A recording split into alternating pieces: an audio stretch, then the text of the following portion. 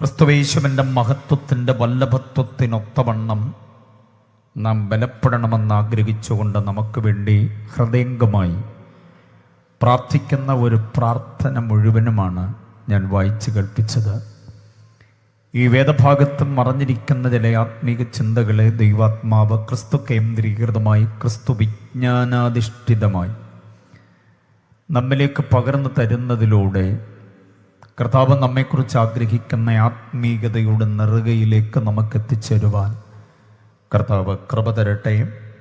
അത് വിശദീകരിച്ച് കേൾക്കാൻ താല്പര്യമുള്ള ദൈവമക്കൾ കരങ്ങൾ ഉയർത്തി കർത്താവിനെ സ്തുതിക്കാം.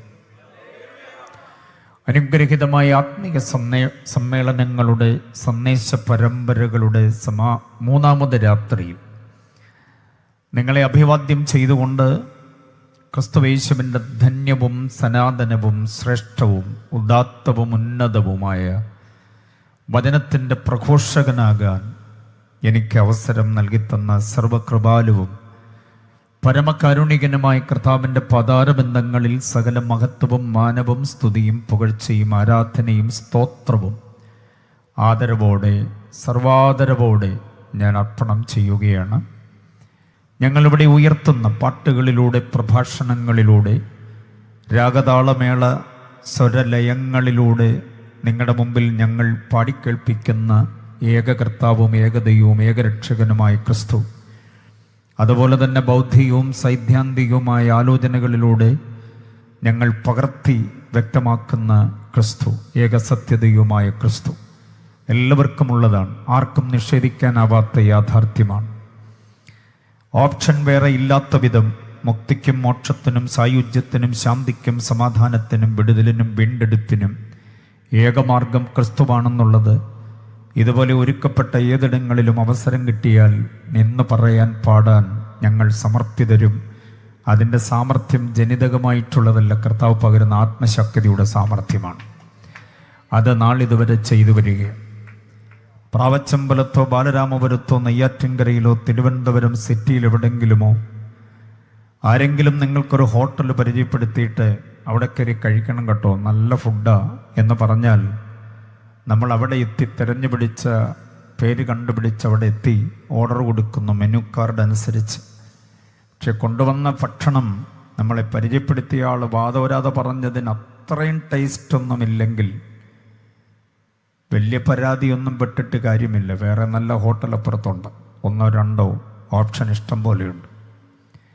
നാത്തൂനോ അളിയനോ മച്ചാനോ മച്ചമ്പിയൊക്കെ പരിചയപ്പെടുത്തിയ ഒരു വസ്ത്രാലയത്തിൽ കയറി നിങ്ങൾ ഒരു ജോഡി തുണി വാങ്ങിച്ചു, ഉപയോഗിച്ചൊന്ന് കഴുകിക്കഴിഞ്ഞപ്പോൾ നിറം മങ്ങിപ്പോവുകയോ ചുരുങ്ങിപ്പോവുകയോ ചെയ്താൽ വലുതായിട്ട് പരാതിപ്പെട്ടിട്ട് കാര്യമൊന്നുമില്ല. വേറെ ഒരു വസ്ത്രാലയം നമുക്കിഷ്ടം പോലെയുണ്ട് ഇവിടെ, പേര് കേട്ടത് എത്രയെണ്ണം. കുഞ്ഞ് പഠിച്ച സ്കൂളിൽ കുഞ്ഞിൻ്റെ പഠന നിലവാരം ഒന്ന് നോക്കിയിട്ട് അത്ര കണ്ട് മെച്ചമല്ല, മോശമാണെന്ന് താങ്കൾക്ക് ബോധ്യമായാൽ വേറെ സ്കൂളുണ്ട് ഇവിടെ ഇഷ്ടം പോലെ. നല്ല നിലവാരമുള്ള, ഉത്തരവാദിത്വമുള്ള, വിജയശതമാനം ഏറെയുള്ള സ്കൂളുകൾ വേറെയുണ്ട്. ഒരു ഷോപ്പിംഗ് മാളിൽ ചെന്ന് കുറേ പർച്ചേസ് ചെയ്തു, വില കൂടിപ്പോയി, വാങ്ങിച്ചതൊന്നും അത്ര കണ്ട് മെച്ചമായില്ലെന്ന് തോന്നിയാൽ ഷോപ്പിംഗ് മാളുകൾ വേറെ പിന്നെയും ഉണ്ട് ഇവിടെ. ഞാൻ പറഞ്ഞു വരുന്നത് മനസ്സിലാവുന്നുണ്ടോ? ഏതെടുത്ത് ചെന്നിട്ടും നമുക്ക് തൃപ്തികരമായതില്ല എങ്കിൽ അടുത്ത ഒരു ഓപ്ഷൻ നമുക്കുണ്ട്. പക്ഷേ പാപമോചനത്തിന് വേറെ ഓപ്ഷൻ ഇല്ല, യേശുവല്ലാതെ. രക്ഷപ്പെടുവാൻ, പൈശാചിക ബാധയിൽ നിന്ന് പുറത്തു വരുവാൻ പിശാച് ആസൂത്രണം ചെയ്തിട്ടുള്ള പലവിധത്തിലുള്ളതായിരിക്കുന്ന കൂച്ചുവിലങ്ങുകളുടെ കെട്ടഴിച്ച് പുറത്തു വരുവാൻ ഇനി ഒരു കുന്ന് കയറി മലയിറങ്ങി പുഴ താണ്ടി കടൽ നീന്തി ദേഹം മുറിച്ച് രക്താർപ്പണവും വായിൽ നിന്ന് സ്തോത്രാർപ്പണവും പോക്കറ്റിൽ നിന്ന് ധനാർപ്പണവും നടത്തി സമയം കളയേണ്ടതില്ല. ഒരൊറ്റ ഓപ്ഷൻ ഞങ്ങൾ വിളിച്ചു പറയുന്നു, അതാണ് നസറേനായ ക്രിസ്തുവേശു. അത് പറഞ്ഞ മുട്ടുകാല് തല്ലി ഒടിക്കും, തല തല്ലിക്കയറും എന്നൊക്കെ പറഞ്ഞ് പേടിച്ച് വീട്ടിനകത്ത് കയറി ഒളിക്കാൻ ഞങ്ങൾക്ക് പറ്റത്തില്ല. കാരണം ഈ തലയൊക്കെ എന്നെ അതിന് സമർപ്പിച്ച് കൊടുത്തതാണ്. തിരിച്ച് വീട്ടിൽ ചെന്ന് അത്താഴം കഴിക്കാമെന്നൊന്നും ഗ്യാരണ്ടി ഒന്നും കൊടുത്തിട്ടല്ല പോകുന്നത്. ഇവിടെ പിടഞ്ഞു വീണ് തീർന്നാൽ ഇതിൻ്റെ തൊട്ടുമുകളിൽ വീടാണ്, അങ്ങോട്ടങ്ങ് കയറുകയാണ്. ആ സമർപ്പണമാണ് ഞങ്ങൾക്ക് പാട്ടുകാർക്കും പ്രഭാഷകർക്കും ഒക്കെ ഉള്ളത്. അതുകൊണ്ടൊരു പ്രത്യേക ജാതി മത വിഭാഗത്തിന് വേണ്ടിയല്ല ഈ യോഗം, എല്ലാവർക്കും വേണ്ടിയുള്ളതാണ്. കാരണം ഓപ്ഷൻ വേറെയില്ല, ഒന്നേ ഉള്ളൂ, അത് ക്രിസ്തുവാണ്. ഇനി പരീക്ഷിച്ചു കളയാൻ ജീവിതത്തിൽ സമയം ബാക്കിയില്ല. ലാഭമായി കിട്ടിയ ഈ സമയം മുഴുവനും മുതലാക്കിക്കൊണ്ട് ക്രിസ്തുവിനോട് അണയാൻ, ക്രിസ്തു കേന്ദ്രീകൃതമായ ആത്മീക ജീവിതത്തിന് തുടക്കമാകാൻ നാട്ടുകാരായി നിങ്ങളെ മുഴുവനും ഞങ്ങൾ ആഹ്വാനം ചെയ്തുകൊണ്ട് ഈ രാത്രിയിൽ തുടർന്ന് സംഘാടകർ അനുവദിച്ചിരിക്കുന്ന നേരമത്രയും ദൈവത്തിൻ്റെ സനാതന വചനത്തിൻ്റെ സംശുദ്ധമായ പ്രഘോഷണം, വചനമല്ലാതെ മറ്റെങ്ങോട്ടും കയറില്ല.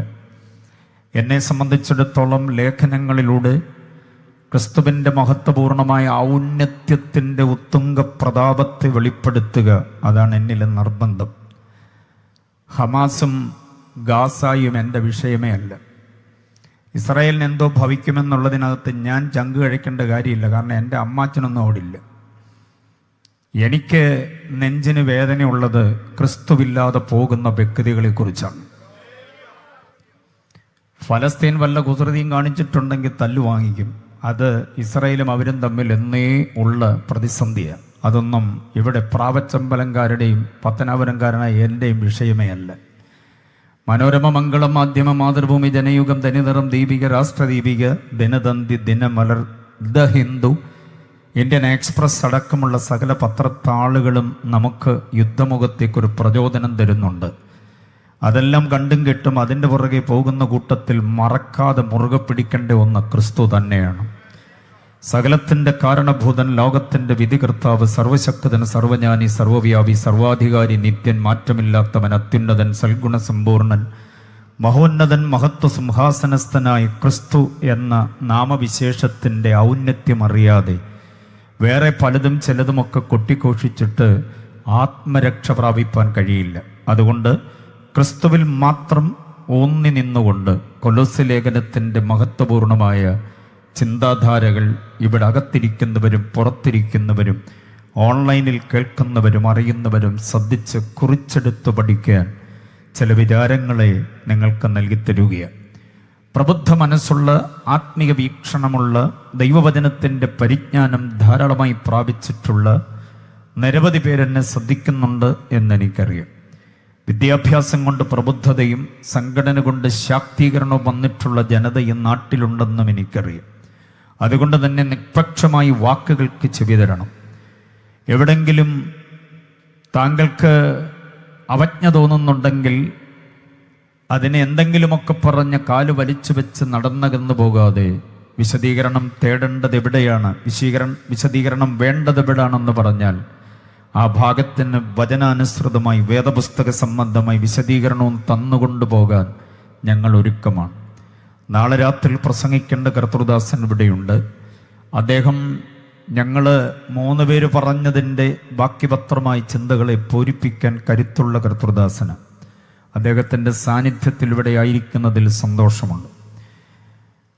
ഗ്രേസ് ക്രിസ്ത്യൻ ബൈബിൾ സെമിനാരി എന്ന ഒരു പ്രസ്ഥാനമുണ്ട്. അവിടെ സഹഅധ്യാപകനായിരിക്കുന്ന കർത്താവിൻ്റെ ദാസൻ ബിനോയ് ജോസഫ് അവറുകൾ അനുഗ്രഹിക്കുന്ന ഗായകനും കൂടെയാണെന്ന് എനിക്കിന്ന് മനസ്സിലായത്. അദ്ദേഹം ഒരു നല്ല അധ്യാപകനാണെന്ന് എനിക്കറിയാം, ബോധ്യമായിട്ടുണ്ട്. അദ്ദേഹത്തിൻ്റെ ഗാന ശുശ്രൂഷയും കേൾക്കാൻ കഴിഞ്ഞു. എല്ലാം കൊണ്ടും വളരെ മെച്ചമായി സജ്ജമാക്കിയിട്ടുള്ള ഈ അനുഗ്രഹിക്കപ്പെട്ട ആത്മീയ കൂട്ടായ്മയും കൊലോസ്യ ലേഖനത്തിലെ ക്രിസ്തുവിൻ്റെ മഹത്വത്തിൻ്റെ വല്ലഭത്വം, അതാണ് ഇന്ന് രാത്രിയിൽ എൻ്റെ പ്രമേയം. എത്ര പേർക്ക് സന്തോഷമുണ്ട്? ക്രിസ്തുവിൻ്റെ മഹത്വത്തിൻ്റെ വല്ലഭത്വം അത് നാം പ്രാപിക്കണം, അറിയണം, അനുസരിക്കണം, അംഗീകരിക്കണം, അനുഷ്ഠിക്കണം എന്ന മഹത്വമേറിയ ആലോചനകളെ സവിസ്തരം വിളമ്പുവാൻ ആഗ്രഹിക്കുകയാണ്. എല്ലാവർക്കും ഹൃദയത്തിൻ്റെ ഭാഷയിൽ ഒരു പ്രാവശ്യം കൂടെ നന്ദി അറിയിച്ചുകൊണ്ട് കൊലോസ്യ ലേഖനം എന്ന പ്രൗഢഗംഭീരമായ ആശയ സമാഹാരത്തിലേക്ക് നിങ്ങളെ സ്വാഗതം ചെയ്യുന്നു. പുതിയ നിയമത്തിൽ 21 ലേഖനങ്ങളാണുള്ളത്. 21 ലേഖനങ്ങളുടെയും ആകത്തുക the theological explanation about Christ and the church എന്നതാണ്.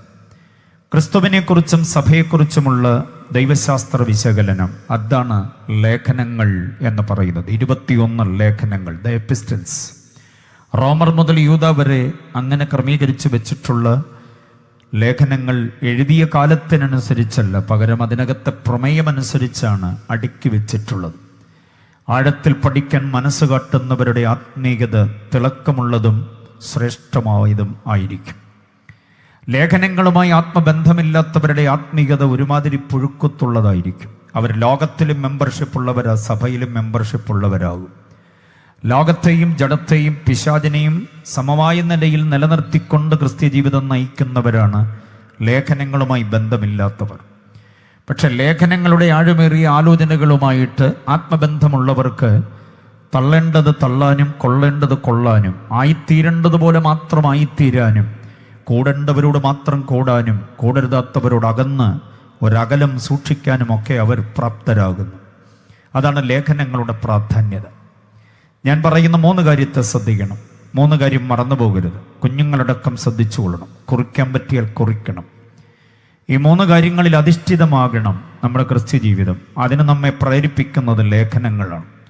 3 ചിന്തകൾ അക്കമിട്ട് പറയാം. 1, നാം ജഡത്തിൽ ജീവിക്കുമ്പോൾ ജഡപ്രകാരമല്ലാതെ ജീവിക്കണം.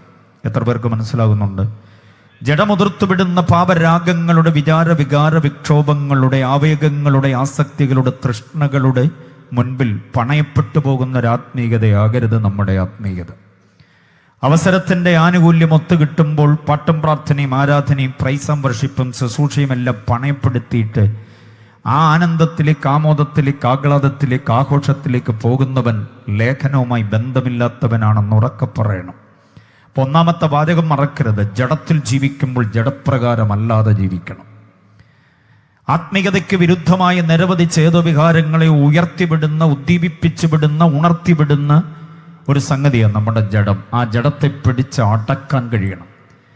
വചനവിരുദ്ധമായി പൊങ്ങുന്ന സകല വിചാരങ്ങളെയും സങ്കല്പങ്ങളെയും പിടിച്ചടക്കി ആത്മീയതയിൽ തന്നെ നിൽക്കാൻ നമുക്ക് കഴിയണം. അപ്പോൾ 1-ാമത്തെ വാചകം ജഡത്തിൽ ജീവിക്കുമ്പോൾ, ബാക്കി പറ, ജഡപ്രകാരമല്ലാതെ ജീവിക്കണം. 2, ലോകത്തിൽ ജീവിക്കുമ്പോൾ ലോകപ്രകാരമല്ലാതെ ജീവിക്കണം. നാം ലോകത്തിലാണ് ജീവിക്കുക. ലോകത്തിൽ ജീവിക്കുമ്പോൾ ലോകപ്രകാരമല്ലാതെ എന്ന് പറഞ്ഞാൽ ലോകത്തിന് ചില ആർഭാടങ്ങളും ആഡംബരങ്ങളും ആഘോഷങ്ങളുമുണ്ട്. ലോകത്തിന് തനതായിരിക്കുന്ന ചില അധമ സംസ്കാരങ്ങളുണ്ട്. ലോകമെന്നതുകൊണ്ട് വേദപുസ്തകം വിവക്ഷിക്കുന്നത് 3 അർത്ഥങ്ങളാണ്. പഠിച്ചോണം, 3 അർത്ഥങ്ങളാണ്. വചനമല്ലാതെ നമ്മളൊന്നും പറയില്ല. വചനത്തിലൂടെ അല്ലാതെ വേറെ എങ്ങും നാം പോകില്ല. വചനം മാത്രം കേൾക്കാനിടയാകണം. ലോകത്തിൽ ജീവിക്കുമ്പോൾ ലോകക്കാരല്ലാതെ ജീവിക്കണമെന്ന് പറഞ്ഞാൽ വേദപുസ്തകത്തിൽ ലോകമെന്ന പദത്തിന് 3 അർത്ഥമാണുള്ളത്. 1, അപ്പോസ്തലപ്രവൃത്തി 17:24, ഈ ലോകവും അതിലുള്ള സകലതും ഉണ്ടാക്കിയ ദൈവം. അവിടെ ലോകം എന്നതുകൊണ്ട് ഉദ്ദേശിക്കുന്നത് ഇവിടുത്തെ ആകാശം, അതിലുള്ളതെല്ലാം, ഭൂമി, അതിലുള്ളതെല്ലാം, സമുദ്രം, അതിലുള്ളതെല്ലാം, ഇതിനെല്ലാം കൂടി ഒരുമിച്ച് ചേർത്ത് പറയുന്ന കോസ്മോസ്, യൂണിവേഴ്സ്, പ്രപഞ്ചം. അതാണ് 17:24 ലോകമെന്നതുകൊണ്ട് ഉദ്ദേശിക്കുന്നത്. ഇനിയും ലോകമെന്നത് വേറൊരർത്ഥത്തിലേക്ക് മാറുന്ന മറ്റൊരു വാക്യം തരാം. പരിചിത വാക്യം യോഹന്നാൻ 3:16, ആരും നശിച്ചു പോകാതിരിപ്പാൻ ദൈവം അവനെ നൽകുവാൻ തക്കവണ്ണം ബാക്കി ലോകത്തെ സ്നേഹിച്ചു. അവിടെ ലോകമെന്ന പദം വേറൊരർത്ഥത്തിലാണ്. അപ്പോസ്തലപ്രവൃത്തി 17:24 ലോകമെന്ന് പറയുന്നത് ഈ ബ്രഹ്മാണ്ഡ ഘടാകത്തെ ആണെങ്കിൽ, സൂര്യചന്ദ്ര നക്ഷത്രാദികൾ ഇതിനെ എല്ലാം കൂടെ ചേർത്താണെങ്കിൽ, യോഹന്നാൻ 3:16 ലോകത്തെ സ്നേഹിച്ചു എന്ന് പറഞ്ഞാൽ മലയും കുന്നും താഴ്വരയും പർവ്വതങ്ങളും സമതലങ്ങളും കടലുകളും ഇതെല്ലാം കൂടെ ഉള്ള മരുഭൂമി അടക്കമുള്ളതിനെ സ്നേഹിച്ചുവെന്നല്ല. ഇവിടെ പാർക്കേണ്ടതിന് ദൈവം സൃഷ്ടിച്ച മാനവ കുലത്തെ സ്നേഹിച്ചുവെന്നാണ്. അപ്പം ലോകമെന്ന് പറഞ്ഞാൽ മനുഷ്യൻ എന്നൊരർത്ഥം, മാനവകുലം, മാനവ സമൂഹം എന്നൊരർത്ഥം കൂടിയുണ്ട്. 2 അർത്ഥം 2 വാക്യങ്ങളിലൂടെ കിട്ടിയല്ലോ. പക്ഷെ ലോകത്തിൽ ജീവിക്കുമ്പോൾ ലോകപ്രകാരം അല്ലാതെ ജീവിക്കരുതെന്ന് പറയുന്ന ലോകം വേറൊരർത്ഥമാണ്. റോമാലേഖനം 12:2 ലോകത്തിന് അനുരൂപമാകരുത്. 1 യോഹന്നാൻ 2:17 ലോകവും അതിൻ്റെ മോഹവും ഒഴിഞ്ഞു പോകും. 1 യോഹന്നാൻ 5:4 ദൈവത്തിന് ജനിച്ചതൊക്കെയും ലോകത്തെ ജയിക്കുന്നു. യാക്കോബ് 4:4 ലോകസ്നേഹം ദൈവത്തോട് ശത്രുത്വമാകുന്നു. യാക്കോബ് 1:27 ലോകത്തിൻ്റെ കളങ്കം പറ്റാതെ തന്നെത്താൻ കാത്തുകൊള്ളണം. കണ്ടോ, ഈ വാക്യങ്ങളിലെല്ലാം ലോകമെന്ന പദമുണ്ട്. അർത്ഥം എന്താണെന്നറിയാമോ? ദ സൈറ്റാനിക് സിസ്റ്റം, സാത്താന്യ വ്യവസ്ഥിതി എന്നാണ്. 2 കൊരിന്ത്യർ 4:4 പറയുന്ന ഈ ലോകത്തിൻ്റെ ദൈവം അത് പിശാചാണ്. ആ പിശാചിനാൽ നിയന്ത്രിതമാക്കപ്പെടുന്ന ഒരു വ്യവസ്ഥിതി, അതിനകത്താണ് കൊല്ലും കൊലയും അക്രമങ്ങളും അനീതികളും ഉള്ളത്. അതിനകത്താണ് സ്ത്രീ പീഡനമുള്ളത്, അതിനകത്താണ് പുരുഷ പീഡനമുള്ളത്, അതിനകത്താണ് മറ്റുള്ളവനെ അപഹരിക്കുന്ന അപകരണ സാധ്യതയുള്ളത്. ഇന്നത്തെ പത്രത്തിൽ നമ്മൾ കണ്ടു, 6 വയസ്സുള്ളൊരു പെൺകുട്ടിയെ മൃഗീയമായി പീഡിപ്പിച്ചിട്ട് കെട്ടിത്തൂക്കി കൊന്നുകളഞ്ഞവനെ കോടതി വെറുതെ വിട്ടു. നിയമമല്ലേ, എന്തുമാകാം, നടക്കട്ടെ, അതൊന്നും നമ്മുടെ വിഷയമല്ല. 5 വയസ്സുകാരി പെൺകുഞ്ഞിനെ മൃഗീയമായി തകർത്ത് കളഞ്ഞ മറ്റൊരു പ്രതി, 16 വയസ്സുള്ളൊരു പെൺകുട്ടിയെ മുമ്പ് പീഡിപ്പിച്ചവൻ, അവനിപ്പോഴും ജയിലില്ല. ഇങ്ങനെ ഒത്തിരി സംഭവങ്ങൾ. ഇതൊക്കെ ലോകത്തിൻ്റെ തിന്മയാണ്. കള്ളും കഞ്ചാവും, അതേപോലെ മനുഷ്യന്റെ പ്രത്യുൽപാദന വ്യവസ്ഥിതിയെ നശിപ്പിക്കുന്ന, ശ്വസനേന്ദ്രിയ വ്യവസ്ഥിതിയെ നശിപ്പിക്കുന്ന, ദഹനേന്ദ്രിയ വ്യവസ്ഥിതിയെ നശിപ്പിക്കുന്ന, രക്തചംക്രമണ വ്യവസ്ഥിതിക്ക് ദോഷം വരുത്തുന്ന ലഹരി പദാർത്ഥങ്ങളുടെ വിശാലമായിരിക്കുന്ന വിപണനം, അതൊക്കെ ലോകത്തിൻ്റെ തിന്മയാണ്. അപ്പം ലോകമെന്ന് പറഞ്ഞാൽ ദ സൈറ്റാനിക് സിസ്റ്റം. മതത്തിൻ്റെ പേരിൽ, പാർട്ടിയുടെ പേരിൽ, വർഗത്തിൻ്റെ, കുലത്തിൻ്റെ, കുടുംബത്തിൻ്റെ പേരിൽ, ദേശത്തിൻ്റെ, ഭാഷയുടെ, ദിക്കുകളുടെ പേരിൽ അടിപടി കലാശങ്ങൾ, ജയില് നിറയുകയാണ്, ശൂന്യമാകുന്നില്ല ഓരോ ദിവസവും. ഇതെല്ലാം ലോകത്തിൻ്റെ തിന്മയാണ്. സ്വന്തം ഭാര്യയോട് വിശ്വസ്തത പുലർത്താതെ, ഭർത്താവിനോട് വിശ്വസ്തത പുലർത്താതെ, ജനിപ്പിച്ച മാതാപിതാക്കളോട് ആദരവില്ലാതെ, ജനിപ്പിച്ച കുഞ്ഞുങ്ങളോട് ഉത്തരവാദിത്വ ബോധമില്ലാതെ, തന്നിഷ്ടമനുസരിച്ച് ധാർഷ്ട്യം, ധിക്കാരം, താൻ പോരും, അഹങ്കാരം, വിമർശനം, വിരോധം, വിദ്വേഷം, വിഭാഗിക മനോഭാവം, ഇതൊക്കെയായി നീങ്ങുന്നതാണ് ലോകത്തിൻ്റെ സംസ്കാരം. ഈ അധമ ലോകത്തിൽ നാം ജീവിക്കുമ്പോൾ ഇതൊന്നും നമ്മെ ഏശാതെ ജീവിക്കുന്നതാണ് ആത്മീയത. എത്ര പേർക്ക് ബോധ്യമായി? 2 കാര്യങ്ങൾ നിങ്ങൾക്ക് കൃത്യമായി എന്ന് ഞാൻ കരുതുന്നു. മൂന്നാമതൊരു ചിന്ത കൂടെ കുറിച്ചുകൊള്ളണം. നാം ഈ ലോകത്തിൽ ജീവിക്കുമ്പോൾ വരാനുള്ള ലോകത്തിൻ്റെ പ്രതീക്ഷയോടെ ജീവിക്കുന്നതാണ് യഥാർത്ഥ ആത്മീയത. ഇപ്പം ജഡത്തിൽ ജീവിക്കുമ്പോൾ ജഡപ്രകാരമല്ലാതെ ജീവിക്കണം. ഈ ലോകത്തിൽ ജീവിക്കുമ്പോൾ ലോകക്കാരല്ലാതെ ജീവിക്കണം. ഈ ലോകത്തിൽ നാം ജീവിക്കുമ്പോൾ, മൂന്നാമത്തെ ചിന്ത, വരാനൊരു ലോകമുണ്ടെന്ന പ്രതീക്ഷയോടെ ജീവിക്കാൻ കഴിയണം. എബ്രായ ലേഖനം 2:5 നാം പ്രസ്താവിക്കുന്ന ഭാവി ലോകം, അതിനകത്ത് സമരമില്ല, ഇൻകുലാബില്ല, അതിനകത്ത് പിക്കറ്റിങ്ങോ ഹർത്താലോ വഴിതടയിൽ സമരമോ കരിങ്കൊടി പ്രകടനങ്ങളോ ഇല്ല. സമത്വസുന്ദര സാഹോദര്യം ഉറഞ്ഞ് നിറഞ്ഞ് തികഞ്ഞ് നിൽക്കുന്നൊരു വ്യവസ്ഥിതിയാണ്. മനസ്സിലായില്ലേ? ഇന്ന് നമ്മൾ കാണുന്ന യാതൊരു വിധത്തിലുള്ള ദോഷങ്ങളുമില്ലാത്ത, സമരസന്നാഹങ്ങളില്ലാത്ത, സത്യ, ധർമ്മ, ന്യായ, നീതികൾ കോർത്തിണക്കപ്പെട്ടൊരു വ്യവസ്ഥിതി, അതാണ് വരാനുള്ള ലോകം. ആ ലോകത്തിൻ്റെ അധിപൻ എന്ന് പറയുന്നത് ഒരു കൂട്ടുകക്ഷി ഭരണമല്ല. ആ ലോകത്തിൻ്റെ അധിപൻ ഞങ്ങൾ ഹൃത്തടം കൊണ്ട് ഏറ്റെടുത്തിട്ടുള്ളതും ജീവിക്കുന്ന കാലമത്രയും അവന് വേണ്ടി എന്നുറക്കെ പറയുന്നതുമായ ക്രിസ്തു യേശു തന്നെയാണ്, നീതിയോടെ ഭരിക്കുന്നൊരു രാജാവ്. അപ്പൊ ഈ 3 ചിന്തയെ ആരാണോ നിരുപാധികം ഏറ്റെടുക്കുന്നത് അവരാണ് യഥാർത്ഥ ആത്മീകർ എന്ന് നാം അറിയണം. ആ ആത്മീയതയിലേക്ക് നമ്മെ വഴിതെളിക്കുന്ന മഹത്വപൂർണമായൊരു പ്രാർത്ഥനയാണ് കൊലോസ്യ ലേഖനം 1:10 മുതൽ 13 വരെ. ദൈവദാസന്മാർ, വേദവിദ്യാർത്ഥികൾ, വിശ്വാസ സമൂഹം ശ്രദ്ധിക്കാൻ ഇനിയൊരു കാര്യം, പൗലോസിന്റെ ലേഖനങ്ങൾ 14 എണ്ണമാണ്. റോമർ മുതൽ എബ്രായ ലേഖനം വരെ. എബ്രായ ലേഖനം പൗലോസിൻ്റെതാണെന്ന് ഞാൻ വിശ്വസിക്കുന്നത് കൊണ്ട് അങ്ങനെ പറയുക. അതല്ലെങ്കിൽ 13 ലേഖനം, ഫിലേമോന്റെ ലേഖനം വരെ. ഇതിൽ ഗലാത്യ ലേഖനം, എബ്രായ ലേഖനം ഒഴികെ ബാക്കിയുള്ള എല്ലാ ലേഖനങ്ങളിലും അനുവാചകർക്ക് വേണ്ടി ഈടുറ്റൊരു പ്രാർത്ഥന പൗലോസ് നടത്തുന്നുണ്ട്. ആ പ്രാർത്ഥന മാത്രം പഠിച്ചാൽ ഒരു ദൈവദാസൻ ഒരു ആയുസ് മുഴുവനും പ്രസംഗിക്കാം. അത്ര കണ്ട് വിജ്ഞാനപ്രദവും ദൈവശാസ്ത്ര സമ്പുഷ്ടവുമാണ് ആ പ്രാർത്ഥനകൾ. നമ്മൾ സാധാരണ പ്രാർത്ഥിക്കുന്ന പോലെ എനിക്ക് തരണേ, എനിക്കുള്ളവർക്ക് തരണേ, യേശുവിൻ്റെ നാമത്തിൽ ആമേൻ എന്ന് പറഞ്ഞ് കിടക്കുകയല്ല. പൗലോസിന്റെ പ്രാർത്ഥന ദൈവശാസ്ത്രത്തിൽ സമ്പുഷ്ടമാണ്. എഫേസ്യ ലേഖനത്തിൽ 2 പ്രാർത്ഥനയുണ്ട്. കൊലോസ്യ ലേഖനത്തിൽ ഉജ്ജ്വലമായ പ്രാർത്ഥനയാണ് ഞാൻ വായിച്ചു കേൾപ്പിച്ചത്. ബാക്കിയുള്ള എല്ലാ ലേഖനങ്ങളിലുമുണ്ട്. ഗലാത്യ ലേഖനത്തിലില്ല, എബ്രായ ലേഖനത്തിലുമില്ല. അത് ആത്മീയതയ്ക്കെതിരെ അവർ നീങ്ങുന്നത് കൊണ്ട് അവരോടുള്ള പ്രതിവാദവും പ്രകോപനവും പ്രതിഷേധവും പ്രബോധനവും ഒക്കെ ആയതുകൊണ്ട് അവർക്ക് വേണ്ടി പൗലോസ് പ്രാർത്ഥിക്കുന്നുണ്ട്, പക്ഷെ അത് ലിഖിതമാക്കിയിട്ടില്ല. അതുകൊണ്ട് പൗലോസിന്റെ ഒരു പ്രാർത്ഥന എന്ന് പറഞ്ഞാൽ അത് വളരെ ആത്മീയമായ ചേതന നമുക്ക് നൽകുന്നതാണ്. ഒരർത്ഥത്തിൽ പറഞ്ഞാൽ ആ കാലഘട്ടത്തിലുള്ള സഭയ്ക്ക് വേണ്ടി പൗലോസിന്റെ വർത്തമാനകാലത്തിലേക്ക് മാത്രം പ്രാർത്ഥിച്ചതല്ല, 2023 ആണ്ടിൻ്റെ സമാപനത്തിലെത്തിയ നമുക്ക് വേണ്ടിയും കൂടിയുള്ള പ്രാർത്ഥനയാണ്. അതുകൊണ്ടാണ് ഇന്ന് രാത്രിയിൽ ആ പ്രാർത്ഥന മാത്രം ഐച്ഛികമായി എടുത്തുകൊണ്ട് നമ്മളതിൻ്റെ ആഴങ്ങളിലേക്ക് ഓളിയിടാൻ ആഗ്രഹിക്കുന്നത്. പ്രാർത്ഥനയെക്കുറിച്ച് ചില ചിന്തകൾ പറഞ്ഞിട്ട് ഞാൻ 11ാം വാക്യത്തിലെ പ്രധാന പ്രമേയത്തിലേക്ക് വരാമെന്ന് ആഗ്രഹിക്കുന്നു. യഥാർത്ഥ ആത്മീയൻ ആരാണ് എന്ന് ചോദിച്ചാൽ ഞാൻ പറഞ്ഞ 3 കാര്യങ്ങൾ ഹൃത്തടത്തിൽ ഓർത്തുകൊള്ളുമ്പോൾ തന്നെ മറ്റു ചില കാര്യങ്ങൾ ഈ പ്രാർത്ഥനയിൽ നടത്തിയെടുത്ത് പഠിക്കാം. ദൈവപ്രസാദ യോഗ്യമായി ജീവിക്കണം. ദൈവപ്രസാദ യോഗ്യം രണ്ട്, കർത്താവിന് യോഗ്യമാകണം നാം. ദൈവപ്രസാദം എന്ന് പറഞ്ഞാൽ, ദൈവമെന്നൊക്കെ പറയുമ്പം ആ ആളത്വ മഹിമയെ നാം തിരിച്ചറിയുമ്പോൾ അതിനകത്തൊരു തൃത്വബോധമുണ്ട്, തൃത്വവിലാസമുണ്ട്, തൃത്വപ്രത്യക്ഷതയുണ്ട്, തൃത്വപ്രകാശനമുണ്ട്, തൃത്വവിലാസം അതിനകത്ത് നിറഞ്ഞു മുഴച്ചു മുറ്റി നിൽക്കുന്നുണ്ട്. ദൈവം എന്ന പദത്തിൻ്റെ എബ്രായ പദം എലോഹീം എന്നതാണ്. അതിനകത്ത് മൂന്നാളത്വ മഹിമകളുടെ സമഞ്ജസമായ സമ്മേളനമുണ്ട് എന്ന് നാം അറിയണം. ഗോഡ് ദ ഫാദർ, അതാണ് പിതാവ്. ഗോഡ് ദ സൺ, അതാണ് പുത്രൻ. ഗോഡ് ദ ഹോളി സ്പിരിറ്റ്, അതാണ് പരിശുദ്ധാത്മാവ്. ഈ മൂന്നാളത്വങ്ങളുടെ ഒരുമിച്ചുള്ള സമന്വയം, അതാണ് ദൈവം. ആ ദൈവത്തിന് പ്രസാദമായി നമുക്ക് ജീവിക്കാൻ കഴിയണം. കർത്താവിന് യോഗ്യമാകുക എന്ന് പറഞ്ഞാൽ ഭൂതലത്തിലേക്ക് നമ്മോടൊപ്പം മുട്ടിത്തട്ടി ഉരുമി ഉരഞ്ഞു നടക്കുവാൻ രൂപത്തിൽ വന്ന് തിരുവവതാരം ചെയ്ത് ക്രിസ്തു ജീവിച്ചതുപോലെ ജീവിക്കണം. അതാണ് കർത്താവിന് യോഗ്യമാകുമെന്ന്. അതുമാത്രമല്ല, അടുത്ത രണ്ട് കാര്യം പറയുന്നു. ദൈവത്തെക്കുറിച്ചുള്ള പരിജ്ഞാനം പ്രാപിക്കണം. അടുത്ത ഒരു കാര്യം പറയുന്നു, ദൈവ ഇഷ്ടത്തിൻ പരിജ്ഞാനം. യുവതീവാക്കന്മാരൊക്കെ വായിച്ചു നോക്കണം ആ 10-ാം വാക്യം. നാം പ്രാപിക്കേണ്ട രണ്ട് പരിജ്ഞാനം, ആത്മീയ ജീവിതം ഔന്നത്യം പ്രാപിക്കേണ്ടതിന് നമുക്കുതകുന്ന രണ്ട് പരിജ്ഞാനം. ഒന്ന് ദൈവ പരിജ്ഞാനം, രണ്ട് ദൈവ ഇഷ്ടത്തിൻ പരിജ്ഞാനം. ഇത് രണ്ടും പ്രാപിക്കാത്ത ഒരു വ്യക്തിയുടെ ആത്മീയത അധോഗതിയിലേക്ക് നിബദിക്കാനിടയാവും.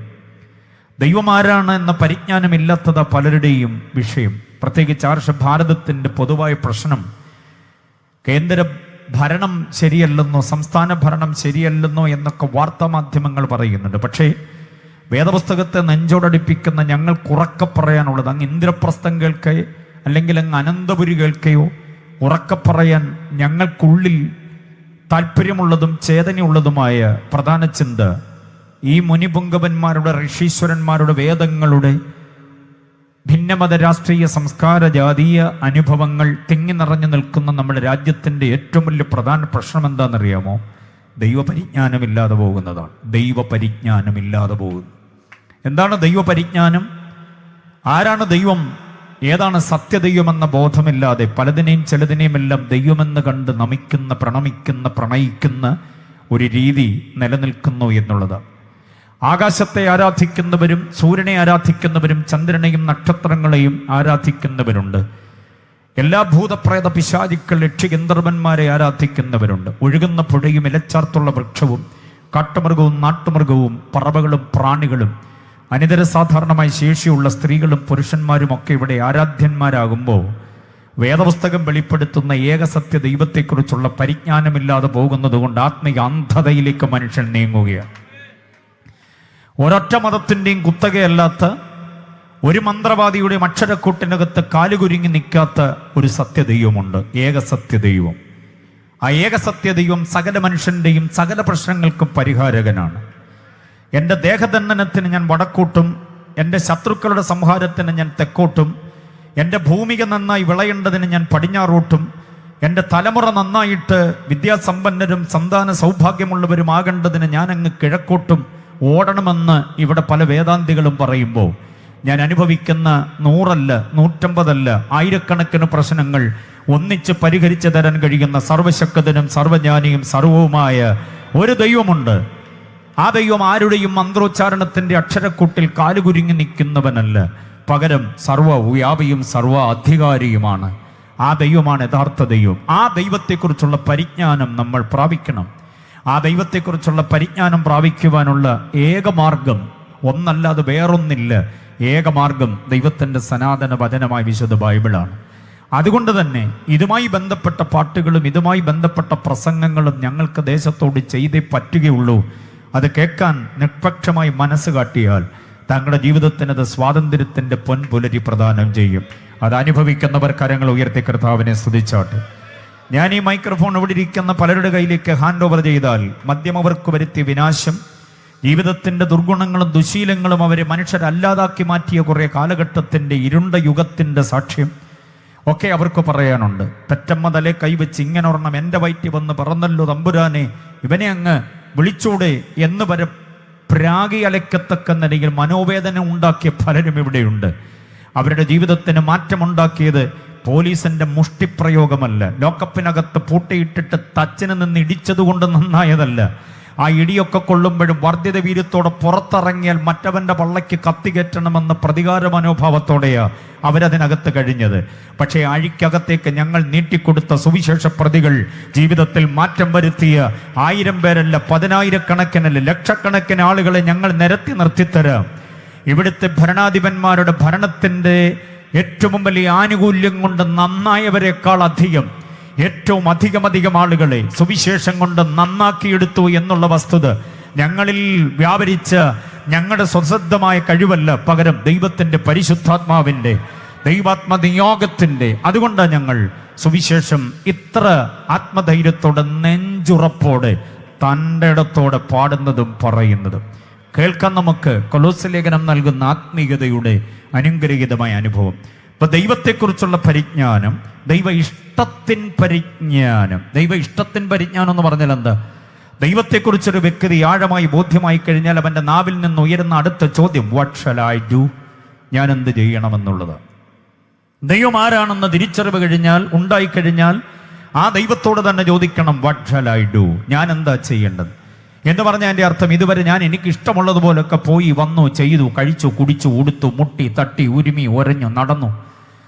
പലർക്കും ഞാനൊരു ബാധയായിരുന്നു, പലർക്കും ഞാനൊരു വേദനയായിരുന്നു, പലർക്കും ഞാനൊരു വിങ്ങലായിരുന്നു. പക്ഷെ ഇപ്പോഴാണ് സത്യദൈവം ആരാണെന്ന് എനിക്ക് ബോധ്യമായത്. പറയൂ വാട്ട് ഷാൽ ഐ ഡു, ഇനി ഞാൻ എന്താ ചെയ്യേണ്ടത്? ഇതുവരെ ഞാൻ എനിക്കിഷ്ടമുള്ളതുപോലെ ചെയ്തത്, പക്ഷെ അങ്ങേ അറിഞ്ഞു, ഇനി ഞാൻ എനിക്കിഷ്ടമുള്ള പോലെ പോകുന്നില്ല, അങ്ങേക്ക് ഇഷ്ടമുള്ളതുപോലെ ജീവിപ്പാൻ ഞാൻ സമർപ്പിക്കുന്നു. ഇവിടുത്തെ കുടുംബന്നൂർ കൺവെൻഷനും കൊണ്ട് ഞങ്ങൾ ഉദ്ദേശിക്കുന്നത് സ്വന്തം ഇഷ്ടത്തിന്റെ വരുതി വിട്ട് ദൈവ ഇഷ്ടത്തിലേക്ക് ചിലർ വരണം. അതാണ് വായിച്ചു കേൾപ്പിച്ച വേദഭാഗത്തിലുള്ളത്. ജീവിതത്തിന്റെ ആത്മീയതയുടെ നടത്തിപ്പ്, അതിനാവശ്യമായിരിക്കുന്ന ആത്മനിയാഗം നമുക്ക് ലഭ്യമാകണം. അതിന് ക്രിസ്തുവിനെ കുറിച്ച് ഈ രാത്രി വേണ്ടും പോലെ വിസ്തൃതമായി കേൾക്കുവാൻ ദൈവത്തിന്റെ ആത്മാവ് നമ്മെ സഹായിക്കട്ടെ. ഒരു കാര്യം കൂടെ വേദവിദ്യാർത്ഥികൾക്ക്, ദൈവമക്കൾക്ക് വേണ്ടി നൽകി തന്നുകൊണ്ട് ഞാൻ മുൻപോട്ട് പോകാം. അപ്പോസ്തലനായ പൗലോസിന്റെ ലേഖനങ്ങളിൽ കരഗ്രഹ ലേഖനങ്ങൾ എന്നറിയപ്പെടുന്ന 4 ലേഖനങ്ങളുണ്ട്. 4 ലേഖനങ്ങൾ. അതിലൊന്നാണ് എഫെസ് ലേഖനം, രണ്ടാമത്തേത് ഫിലിപ്പിയ ലേഖനം, മൂന്നാമത്തേത് കൊലോസ്യ ലേഖനം, നാലാമത്തേതാണ് ഫിലേമോന്റെ ലേഖനം. ഈ 4 ലേഖനങ്ങളിൽ 4 അതിപ്രധാനമായ ആശയത്തിന്റെ പ്രമേയമുണ്ട്. അതും കൂടെ ഒന്നക്കമിട്ട് നിരത്തി നിങ്ങളുടെ ഹൃദയത്തിലേക്ക് പാകിവെക്കാം. അതിനനുസരിച്ച് നമ്മുടെ ആത്മീയതയെ നിലനിർത്തണം, കുറിച്ചുകൊള്ളണം ഈ 4 വിചാരങ്ങൾ.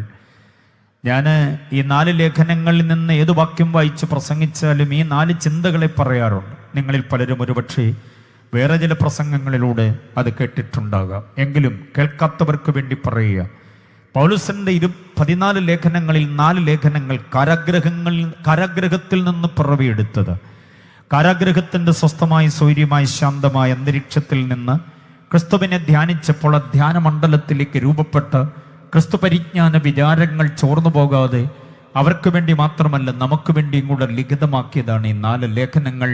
ഒന്നുകൂടെ പേര് പരാമർശിക്കുന്നു: എഫെസ്യർ, ഫിലിപ്പിയർ, കൊലോസ്യർ, ഫിലേമോൻ. ഈ 4 ലേഖനങ്ങളെയും കാച്ചിക്കുറുക്കിയെടുത്താൽ 4 ആശയങ്ങൾ, 4 വാചകങ്ങൾ കിട്ടും. ആ 4 വാചകങ്ങളിൽ അധിഷ്ഠിതമാകണം എൻ്റെയും നിങ്ങളുടെയും ആത്മീയത. 1, 2, 3, 4 വാചകങ്ങൾ യഥാക്രമം ലേഖനത്തിന്റെ ഓർഡർ അനുസരിച്ച് പറയാം. 1, ക്രിസ്തുവിൽ വസിക്കുക എന്നതാണ് എഫെസ് ലേഖനം. ക്രിസ്തുവിൽ, dwell in him, not with him but in him. ക്രിസ്തുവിനോട് കൂടെ ജീവിക്കുന്നതല്ല ക്രിസ്ത്യ ജീവിതം, ക്രിസ്തുവിൽ ജീവിക്കുന്നതാണ്. എത്ര പേര് സമ്മതിക്കുന്നുണ്ട്? ഞാൻ പണ്ട് പുരാതന കാലം മുതലേ ക്രിസ്തുവിനോട് കൂടെയാണ് എന്ന് പറയുന്ന ആത്മീയതയിൽ കാമ്പും കഴമ്പുമൊന്നുമില്ല. ഞാൻ ആദ്യം പറഞ്ഞു തുടങ്ങിയപ്പോൾ പറഞ്ഞ പോലെ ലോകത്തിലും മെമ്പർഷിപ്പ് ഉണ്ട്, സഭയിലും മെമ്പർഷിപ്പ് ഉള്ളവരാകും. അത് പാടില്ല. ക്രിസ്തുവിൽ ജീവിക്കുന്ന ഒരാളാണ് യഥാർത്ഥത്തിൽ ക്രിസ്തു കേന്ദ്രീകൃത ജീവിതം നയിക്കുന്നയാൾ.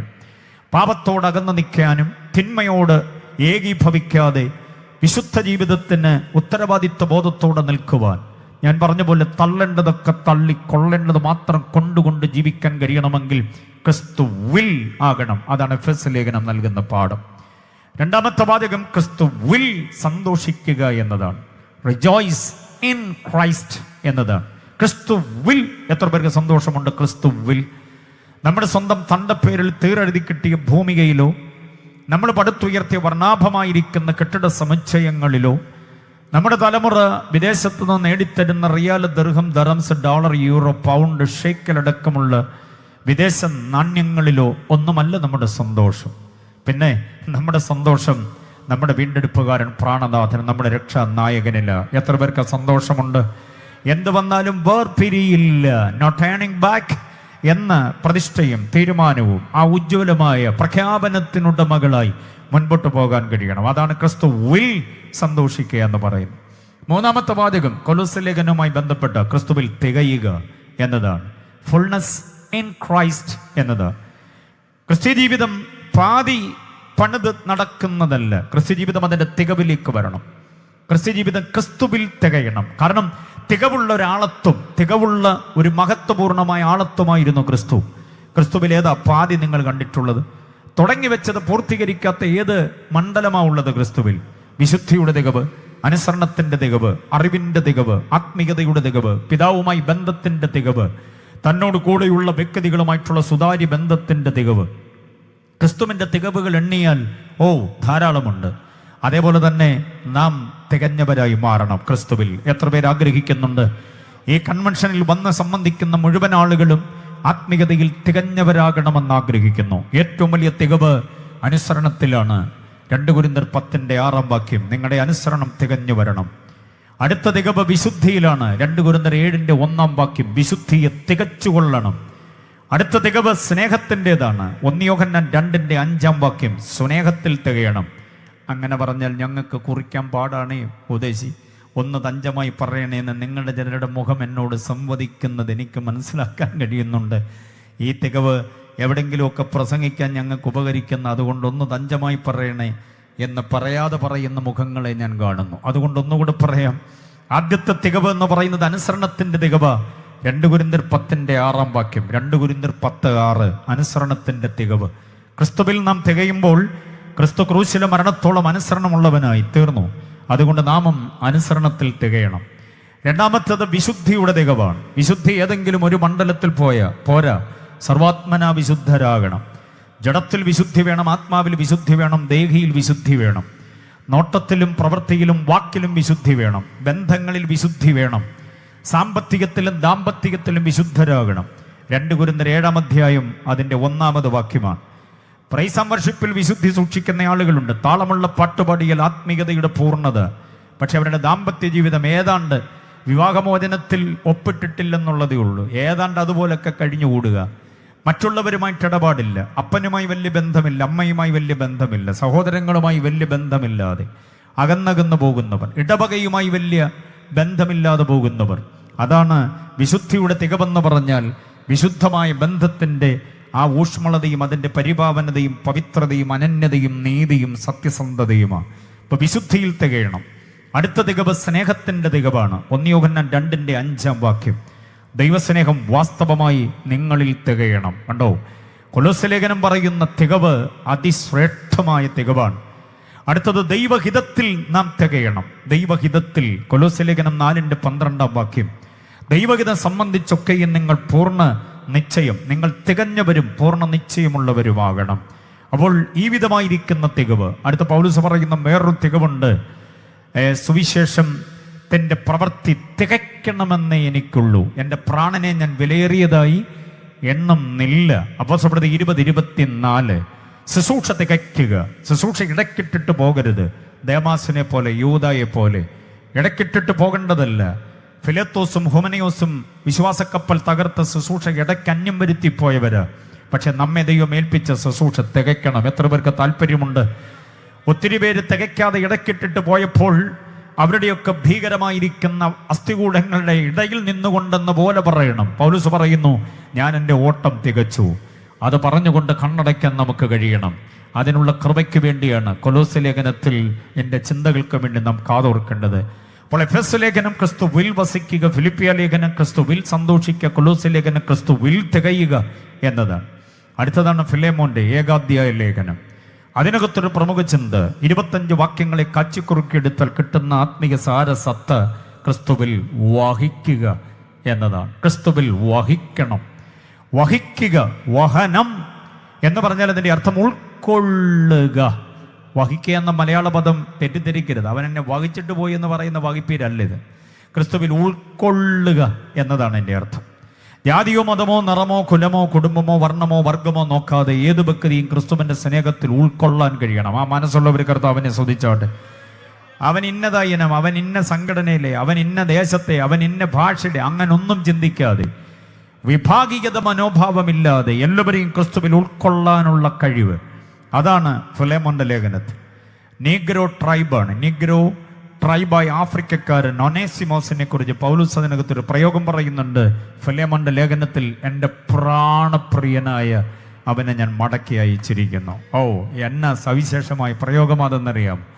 എബ്രാഹിമിൽ ജനിച്ച എബ്രാഹിം 8-ാം നാൾ പരിച്ഛേദനയേറ്റവൻ, ബെന്യാമിൻ ഗോത്രക്കാരൻ എന്നൊക്കെ തൻ്റെ കാസ്റ്റ് ഐഡന്റിറ്റി പറയുന്ന പൗലോസ് ഫിലേമോനോട് റെക്കമെൻഡേഷൻ ചെയ്യുമ്പോൾ ഒനേസിമോസിനെ കുറിച്ച് പറയുന്ന അവൻ എൻ്റെ പ്രാണപ്രിയനാണ്. നീഗ്രോയ, അതൊന്നും എനിക്ക് വിഷയമല്ല. ക്രിസ്തുവിൻ്റെ രക്തത്താൽ കഴുകപ്പെട്ടവൻ എൻ്റെ പ്രാണപ്രിയനാണ്. എത്ര പേർക്ക് അതിന് സ്വോത്രം പറയാൻ പറ്റും? തെക്കനെന്നും വടക്കനെന്നും മലയാളി എന്നും തമിഴനെന്നും കോൺഗ്രസ്സുകാരനെന്നും BJP-ക്കാരനെന്നും കമ്മ്യൂണിസ്റ്റുകാരനെന്നും IPC-ക്കാരനെന്നും ഷാരോങ്കാരനെന്നും ചർച്ച കൂടുകാരൻ, അസംബ്ലീസ് കൂടുകാരൻ, UGMI-ക്കാരൻ എന്നൊക്കെ പറഞ്ഞ് നമ്മളിവിടെ തരംതിരിച്ച് വിഭാഗികതയുടെ മതിൽക്കെട്ട് പണിയുമ്പോൾ ഫിലേമോന്റെ ലേഖനം പറയുകയാണ് അവൻ എൻ്റെ പ്രാണപ്രിയനാണ്. മനുഷ്യത്വം നഷ്ടപ്പെട്ടൊരു കാലത്ത് നമ്മൾ എത്തി നിൽക്കുമ്പോൾ മനുഷ്യത്വത്തിൻ്റെ ഏറ്റവും മഹത്തായിരിക്കുന്ന ഒരു ധ്യാനം നമുക്ക് തരുന്നു ഫിലേമോന്റെ ലേഖനം. ക്രിസ്തുവിൽ ഉൾക്കൊള്ളുക. അപ്പൊ ഈ 4 വാചകങ്ങൾ കരഗ്രഹ ലേഖനങ്ങളുടെ ആന്തരിക പ്രമേയത്തിൻ്റെ ഭാഗമാണ് എന്ന് ഓർമ്മിപ്പിച്ച് മുഖവരയുടെ എല്ലാ വാക്കുകൾക്കും ഇവിടെ വിരാമമാകുന്നു. അപ്പോൾ ഇത്രയും നേരം മുഖവരയായിരുന്നെന്ന് മനസ്സിലായോ? ഇനിയാണ് നമ്മൾ വചനം പഠിക്കാൻ പോകുന്നത്. സന്തോഷമാണോ ഇന്ന് രാത്രി 10-12 മണി വരെ ഇരിക്കാൻ സന്തോഷമാണോ എന്ന് എൻ്റെ ചോദ്യം. Praise the Lord, hallelujah. അങ്ങനെ നിങ്ങളെ മഹോദരത്തിലേക്ക് കൊണ്ടുപോകത്തില്ല. നമുക്ക് അല്പസമയം കൂടെ തിരുവചനം ധ്യാനിക്കാൻ കർത്താവ് കൃപ തരട്ടെ. Praise the Lord. ലേഖനങ്ങളെക്കുറിച്ചുള്ള ആധികാരിക പഠനം നിങ്ങൾക്ക് ഓരോരുത്തർക്കും ഉണ്ടാകണം. ഇതിലേക്ക് ഞങ്ങൾ നിങ്ങളെ സ്വാഗതം ചെയ്യുകയാണ്. നമ്മുടെ ബിനോയ് സാറ്, ഞങ്ങളെല്ലാം കൂടി ഒരുമിച്ചുള്ള ഒരു ബൈബിൾ ട്രെയിനിങ് സെൻ്റർ ഉണ്ട്. വാട്സപ്പിലൂടെ വചനം പഠിക്കാൻ നിങ്ങൾക്ക് നല്ല സൗകര്യമാണ്. താല്പര്യമുള്ളവർ ബിനോയ് സാറുമായിട്ട് ബന്ധമായാൽ മതി. അതിൻ്റെ ലിങ്ക് നിങ്ങൾക്ക് ലഭിക്കപ്പെടും. വാട്സപ്പിലാണ്. അതുമായിട്ട് ജോയിൻ ചെയ്ത് കഴിഞ്ഞാൽ രാവിലെ 6 മുതൽ 7 വരെ നല്ല സമയമാണ്. ഉറക്കമുണർന്ന് വരുമ്പോഴേ മന്ന വെറുക്കാൻ വെറുതെ കേട്ടോണ്ടിരുന്നാൽ മതി. അധ്യാപകർ നിങ്ങൾക്ക് ഓരോ ദിവസവും വ്യത്യസ്തമായ വിഷയങ്ങൾ, അതിൽ ലേഖനങ്ങൾ മുഴുവനും ഞാനാണ് കൈകാര്യം ചെയ്യുക. ബിനോയ് സാറ് അതിപ്രധാനമായി മറ്റൊരു കാലിക വിഷയം കൈകാര്യം ചെയ്യുന്നുണ്ട്. അങ്ങനെ ഒത്തിരി അധ്യാപകരുണ്ട്. എല്ലാ ദിവസവും ഞായറാഴ്ച ഒഴികെ, ശനിയും ഞായറും ഒഴികെ ബാക്കി 5 ദിവസങ്ങളിലും ആ ക്ലാസ് ഉണ്ട്. നിങ്ങൾക്ക് ആർക്കും അതിനകത്ത് പ്രവേശിക്കാം. പരീക്ഷ, ഗ്രാജുവേഷൻ, സർട്ടിഫിക്കറ്റ് എല്ലാം നിങ്ങൾക്ക് ലഭിക്കപ്പെടും. വചനം പഠിക്കാൻ അറിയാവുന്ന ആഗ്രഹമുള്ളവർക്ക്, നിർബന്ധത്താലല്ല. പിന്നെ ഫീസ് ഇനത്തിൽ എന്തോ ചെറിയൊരു സ്വോത്രാഴ്ചയൊക്കെ ഉണ്ട്. അതൊക്കെ നമുക്ക് വഹിച്ചുകൊണ്ട് പോകാവുന്നുള്ളതേ ഉള്ളൂ. വലിയ തുകയൊന്നുമല്ല. Praise the Lord. അപ്പോൾ അതിന് കൂടെ നിങ്ങളെ ഞങ്ങൾ 2 പേരും കൂടി ചേർന്ന് സ്വാഗതം ചെയ്യുന്നു. ഇവിടെയൊക്കെ ചിലർ അത് പഠിക്കാനൊക്കെ ഉണ്ട്. Reverend Shimon M. ഷായിൻ കഴിഞ്ഞ പ്രാവശ്യത്തെ ഞങ്ങളുടെ ഗ്രാജുവേഷന് സഭയായിട്ട് എത്തിയിരുന്നു. അനുഗ്രഹിക്കപ്പെട്ട ഒരു സംഗതിയാണ്. വിവിധ വിഷയങ്ങൾ, പ്രത്യേകിച്ച് ലേഖനങ്ങൾ ഒക്കെ പഠിക്കാൻ അത് ഉപകാരമാകും. ബിനോയ് സാറിനെ ഞാൻ നിങ്ങൾക്ക് ശുപാർശ ചെയ്യുന്നു. God bless you. നമുക്ക് വായിച്ച വാക്യത്തിലേക്ക് വരാം. ദീർഘമായൊരു ഭാഗമാണ് വായിച്ചതെങ്കിലും അതിന് 11-ാമത് വാക്യം ക്രിസ്തുവിൻ്റെ മഹത്വത്തിൻ്റെ വല്ലഭത്വം. എവിടെ പ്രസംഗിച്ചാലും പാടിയാലും ഞങ്ങൾക്ക് പ്രധാന പ്രമേയം ക്രിസ്തു തന്നെയാണ്. വേറെ ഓപ്ഷൻ ഇല്ലെന്ന് ഞാൻ പറഞ്ഞാൽ തുടങ്ങിയത്. അതുകൊണ്ടാണ് ക്രിസ്തുവിനെ പ്രസംഗിക്കുക. ക്രിസ്തുവിനെ കുറിച്ചുള്ള പ്രസംഗം കേൾക്കാൻ സന്തോഷമാണോ? ദൈവമക്കൾക്ക് ക്രിസ്തുവിനെക്കുറിച്ചും ലേഖനങ്ങളെക്കുറിച്ചൊന്നും അധികം കേട്ടുകൊണ്ടിരിക്കാൻ വലിയ സന്തോഷമില്ല. അങ്ങനെ ഉള്ളത് കൊണ്ടാണ് പ്രസംഗകർ ഇടയ്ക്കിടയ്ക്ക് നിങ്ങളുടെ ഇടയിലേക്ക് ഗോല്യാത്തിനെയൊക്കെ ഇറക്കി വിടുന്നത്. ഗോല്യാത്തിനെ കാണുകയും കേൾക്കുകയൊക്കെ ചെയ്യുമ്പോൾ ഒരു സന്തോഷവും 400 അന്യഭാഷ പറയാനൊരു ആവേശമൊക്കെ നിങ്ങൾക്കുണ്ടാവും. ഗോല്യാത്തുമായിട്ടല്ല ഞാൻ ഇന്ന് പ്രാവച്ചമ്പലത്ത് വന്നിരിക്കുന്നത്, കുടുംബന്നൂർ വന്നത്. ഞാനും കർത്താവും കൂടെ നിൽക്കുകയാണ്. സന്തോഷത്തോടെ നമുക്ക് ഒരുമിച്ച് ഏറ്റെടുക്കണം. ക്രിസ്തുവിൻ്റെ മഹത്വത്തിൻ്റെ വല്ലഭത്വം എന്താണ് എന്ന് നാം അറിയണം. എഫെസ് ലേഖനത്തിൽ സഭയുടെ തലയായ ക്രിസ്തു. ഫിലിപ്പിയ ലേഖനത്തിൽ വിശ്വാസിയുടെ സന്തോഷത്തിൻ്റെ ഉറവിടമായ ക്രിസ്തു. കൊലോസ്യ ലേഖനത്തിൽ മഹത്വത്തിൻ്റെ പ്രത്യാശയായി നമ്മുടെ അകത്ത് വസിക്കുന്ന ക്രിസ്തു.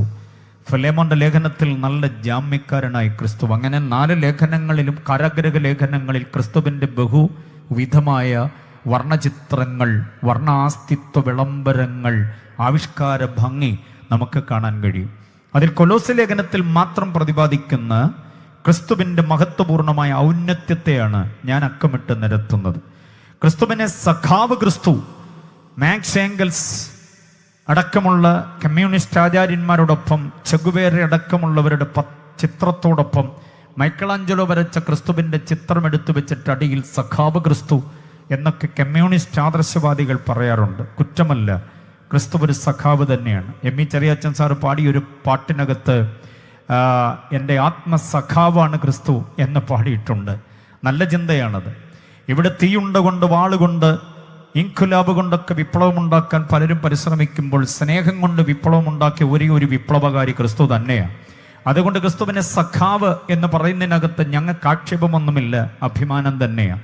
ക്രിസ്തു ഒരു സഖാവ് തന്നെയാണ്, ആത്മസഖാവാണ് എന്ന് സമ്മതിക്കുന്നു. പക്ഷേ അതിനെല്ലാം അപ്പുറം ക്രിസ്തുവിനെ ഒരു മാൻഡ്രേക്കായിട്ടോ, ഒരു മര്യാദ മനുഷ്യനായിട്ടോ, എന്തെങ്കിലും ഇന്ദ്രജാല മഹേന്ദ്രജാല പ്രവർത്തികൾ ചെയ്യുന്ന ഒരു മാന്ത്രികനായിട്ടോ ഒക്കെ ആളുകൾ അങ്ങനെ പറയാറുണ്ട്.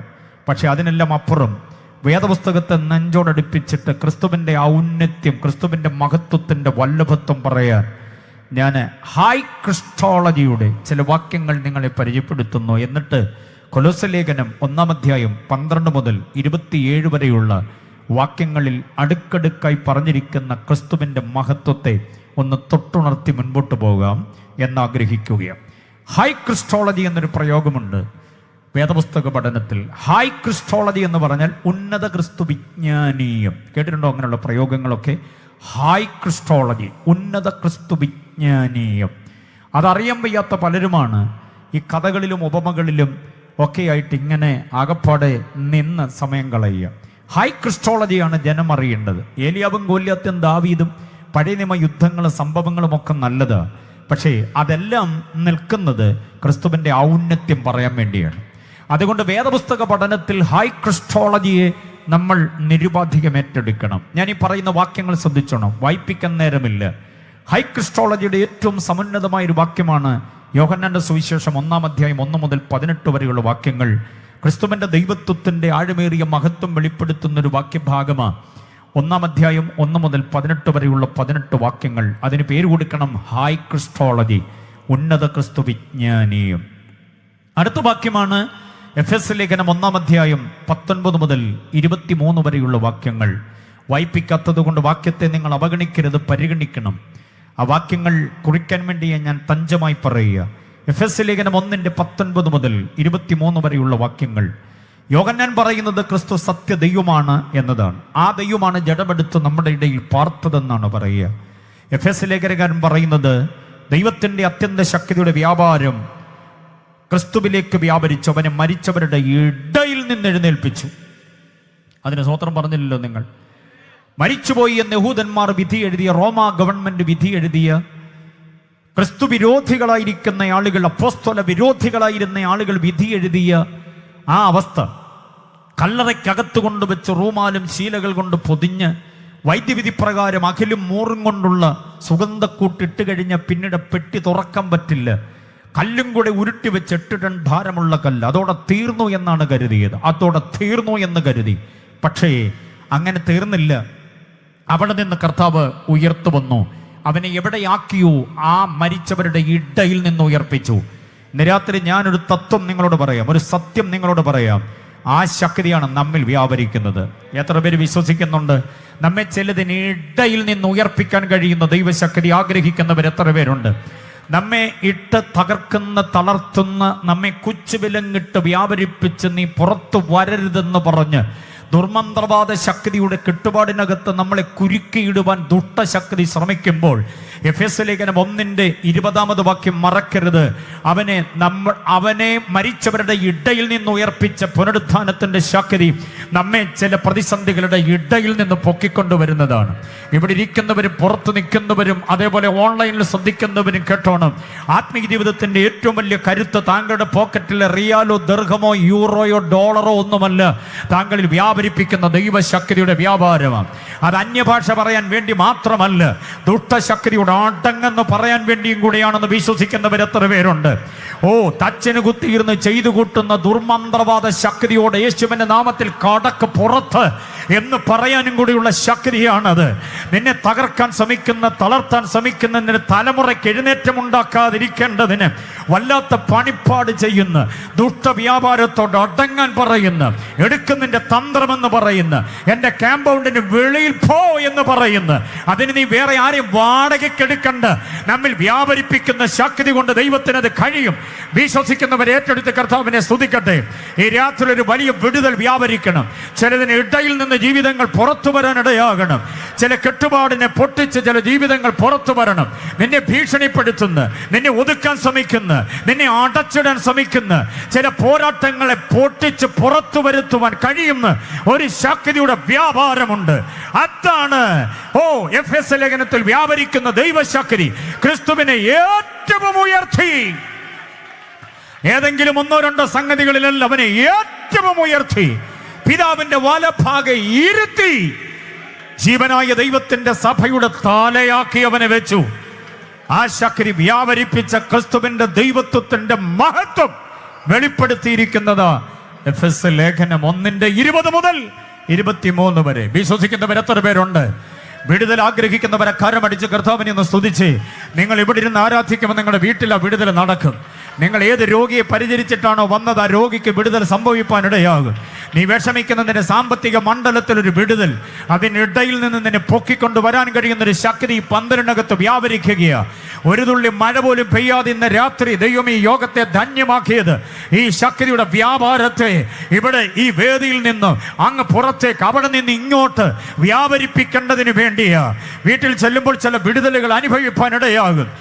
വിട്ടുകൊടുത്ത് ദൈവത്തെ ഒന്ന് ആരാധിക്കുക. സമയം നോക്കണ്ട. ഈ രാത്രിയിൽ ദൈവശക്തിയുടെ വ്യാപാരം ഈ ദേശത്തുണ്ടാകുക. ഈ മണ്ണ് എന്റേതാണെന്ന് വാദിക്കുന്ന ചില പോരുകളുണ്ട്. ഇവിടുത്തെ കുടുംബങ്ങൾ എന്റേതാണെന്ന് വാദിക്കുന്ന ചില പോരാട്ടങ്ങളുണ്ട്. ഇന്ന് രാത്രി അത് വെട്ടി മാറുകയാ. ഇന്ന് രാത്രി ആ ചങ്ങല അഴിഞ്ഞു മാറുകയാ. ചില ശരീരത്തിൽ നിന്ന് അന്ധകാര ശക്തി പുറത്തു പോകുകയാ. ചില രോഗബന്ധനങ്ങൾ ഇന്ന് രാത്രി അഴിയുകയാ. നിന്നെ ചിലതിന് ഇടയിൽ നിന്ന് പൊക്കാൻ യേശുവിന്റെ നാമത്തിൽ ദൈവശക്തി വ്യാപരിക്കട്ടെ. ഓൺലൈനിൽ വിടുതൽ സംഭവിക്കുന്നുണ്ട് കേട്ടോ. ഏൽപ്പിച്ചു കൊടുത്ത് വെറുതെ കേൾക്കാനിരിക്കരുത്. ദൈവസ്ഥാനത്തിൽ ഏൽപ്പിച്ചു കൊടുത്ത് വചനത്തോടൊന്ന് ഏകീഭവിക്കാൻ നിൽക്ക്. അനുഭവിക്കുന്ന പ്രതിസന്ധികളിൽ നിന്നൊരു വിടുതൽ വ്യാപരിക്കുകയാ. യേശുവിന്റെ മഹത്വത്തിന്റെ വല്ലഭത്വം. Thank you Jesus. ഹല്ലേലൂയ. കരങ്ങൾ ഉയർത്തി കർത്താവിനെ സ്തുതിച്ചാട്ടെ. ഹൈ ക്രിസ്റ്റോളജിയാണ്. എഫെസ്യ ലേഖനം 1:19 മുതൽ 23 വരെയുള്ള വാക്യങ്ങൾ. 23-ാം വാക്യത്തിലൊക്കെ കയറി തൊട്ടാൽ ഇന്ന് രാത്രി സമയത്ത് വീട്ടിൽ പോക്കുണ്ടാകത്തില്ല. എല്ലാം നിറയ്ക്കുന്നവന്റെ നിറവായ അവനെ നമുക്ക് തന്നിരിക്കുകയാണ്. എവിടാ ശൂന്യത? എവിടാ ശൂന്യത? പോക്കറ്റാണോ? എവിടാ ശൂന്യത?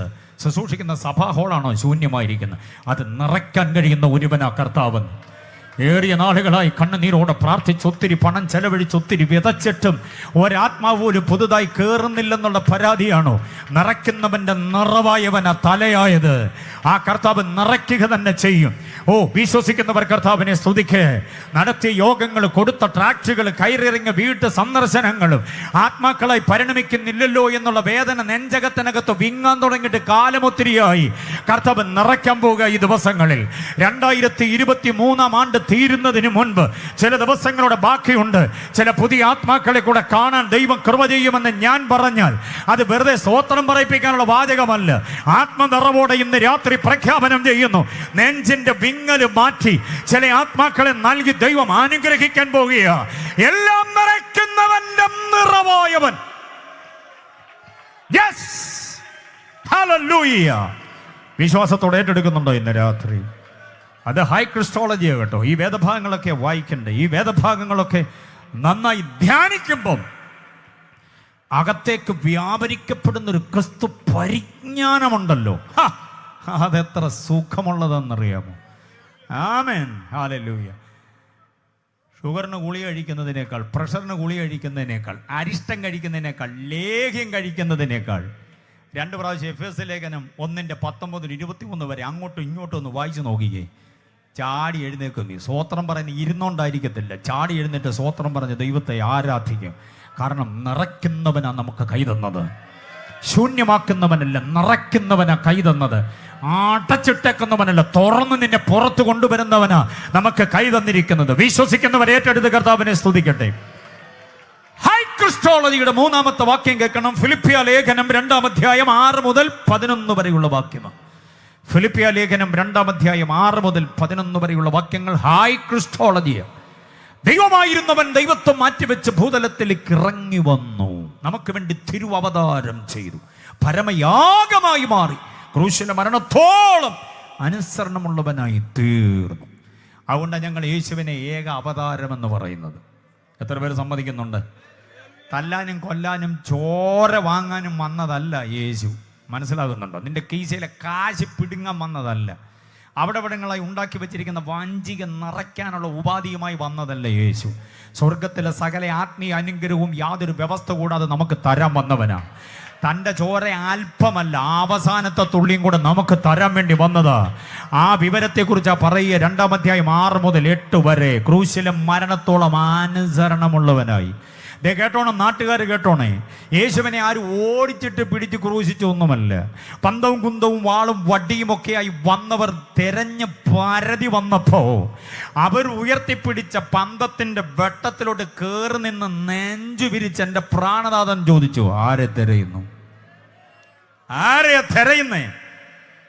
അപ്പൊ അവര് പറഞ്ഞു, സാർ ഞങ്ങൾ യേശുവിനെ തിരയുക. എൻ്റെ യേശു പറഞ്ഞ എന്താണെന്നറിയാമോ? നമ്മൾ ആരെങ്കിലും ആയിരുന്നേ പറഞ്ഞാൽ, ആഹാ നിങ്ങൾ താമസിച്ചു പോയി, ഇതുവരെ പുള്ളി എൻ്റെ കൂടെ ഉണ്ടായിരുന്നു, ഇപ്പോഴത്തെ ഇതുവഴി അങ്ങോട്ട് പോയതേ ഉള്ളെന്ന് പറഞ്ഞാൽ അവൻ പന്തവും കുന്തവും കൊണ്ട് അതുവഴി പോയേനെ. പക്ഷെ യേശു പറഞ്ഞത്, നിങ്ങൾ തിരയുന്ന യേശു ഞാനാണ്.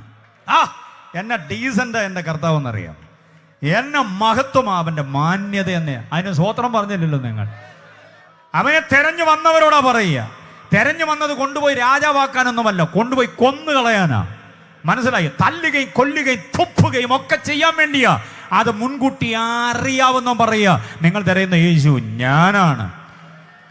അതുകൊണ്ട് അടി പിടി കലാശം കത്തിക്കും, ചുട്ടുകളയും, വെട്ടിക്കണ്ടിക്കും, മുട്ടുകാല് തല്ലി ഓടിക്കും എന്നൊക്കെ പറയുമ്പോഴും ഞങ്ങൾ കയറി ഓളിക്കാത്തതിൻ്റെ കാരണം ഞങ്ങളുടെ പ്രാണനാഥൻ ഓളിച്ചില്ല, അവൻ പിടി കൊടുക്കുകയായിരുന്നു. Praise the Lord.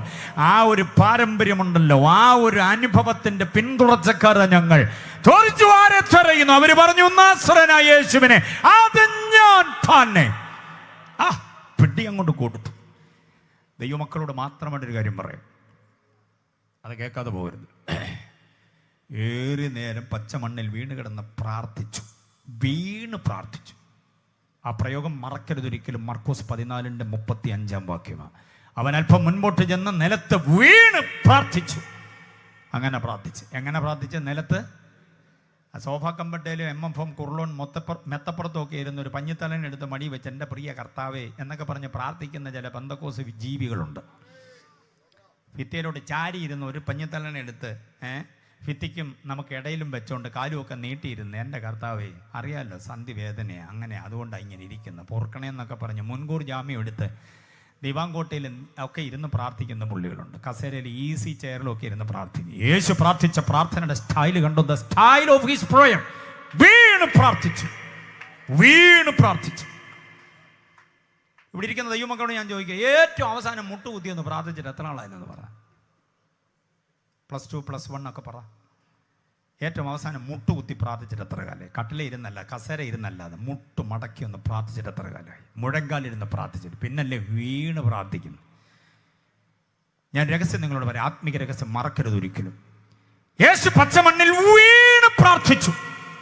എത്ര നേരമെന്നറിയില്ല, കാരണം വരാനിരിക്കുന്ന പ്രതിസന്ധി അത്രയ്ക്ക് ഭീകരമാണ്. ക്രൂശീകരണം.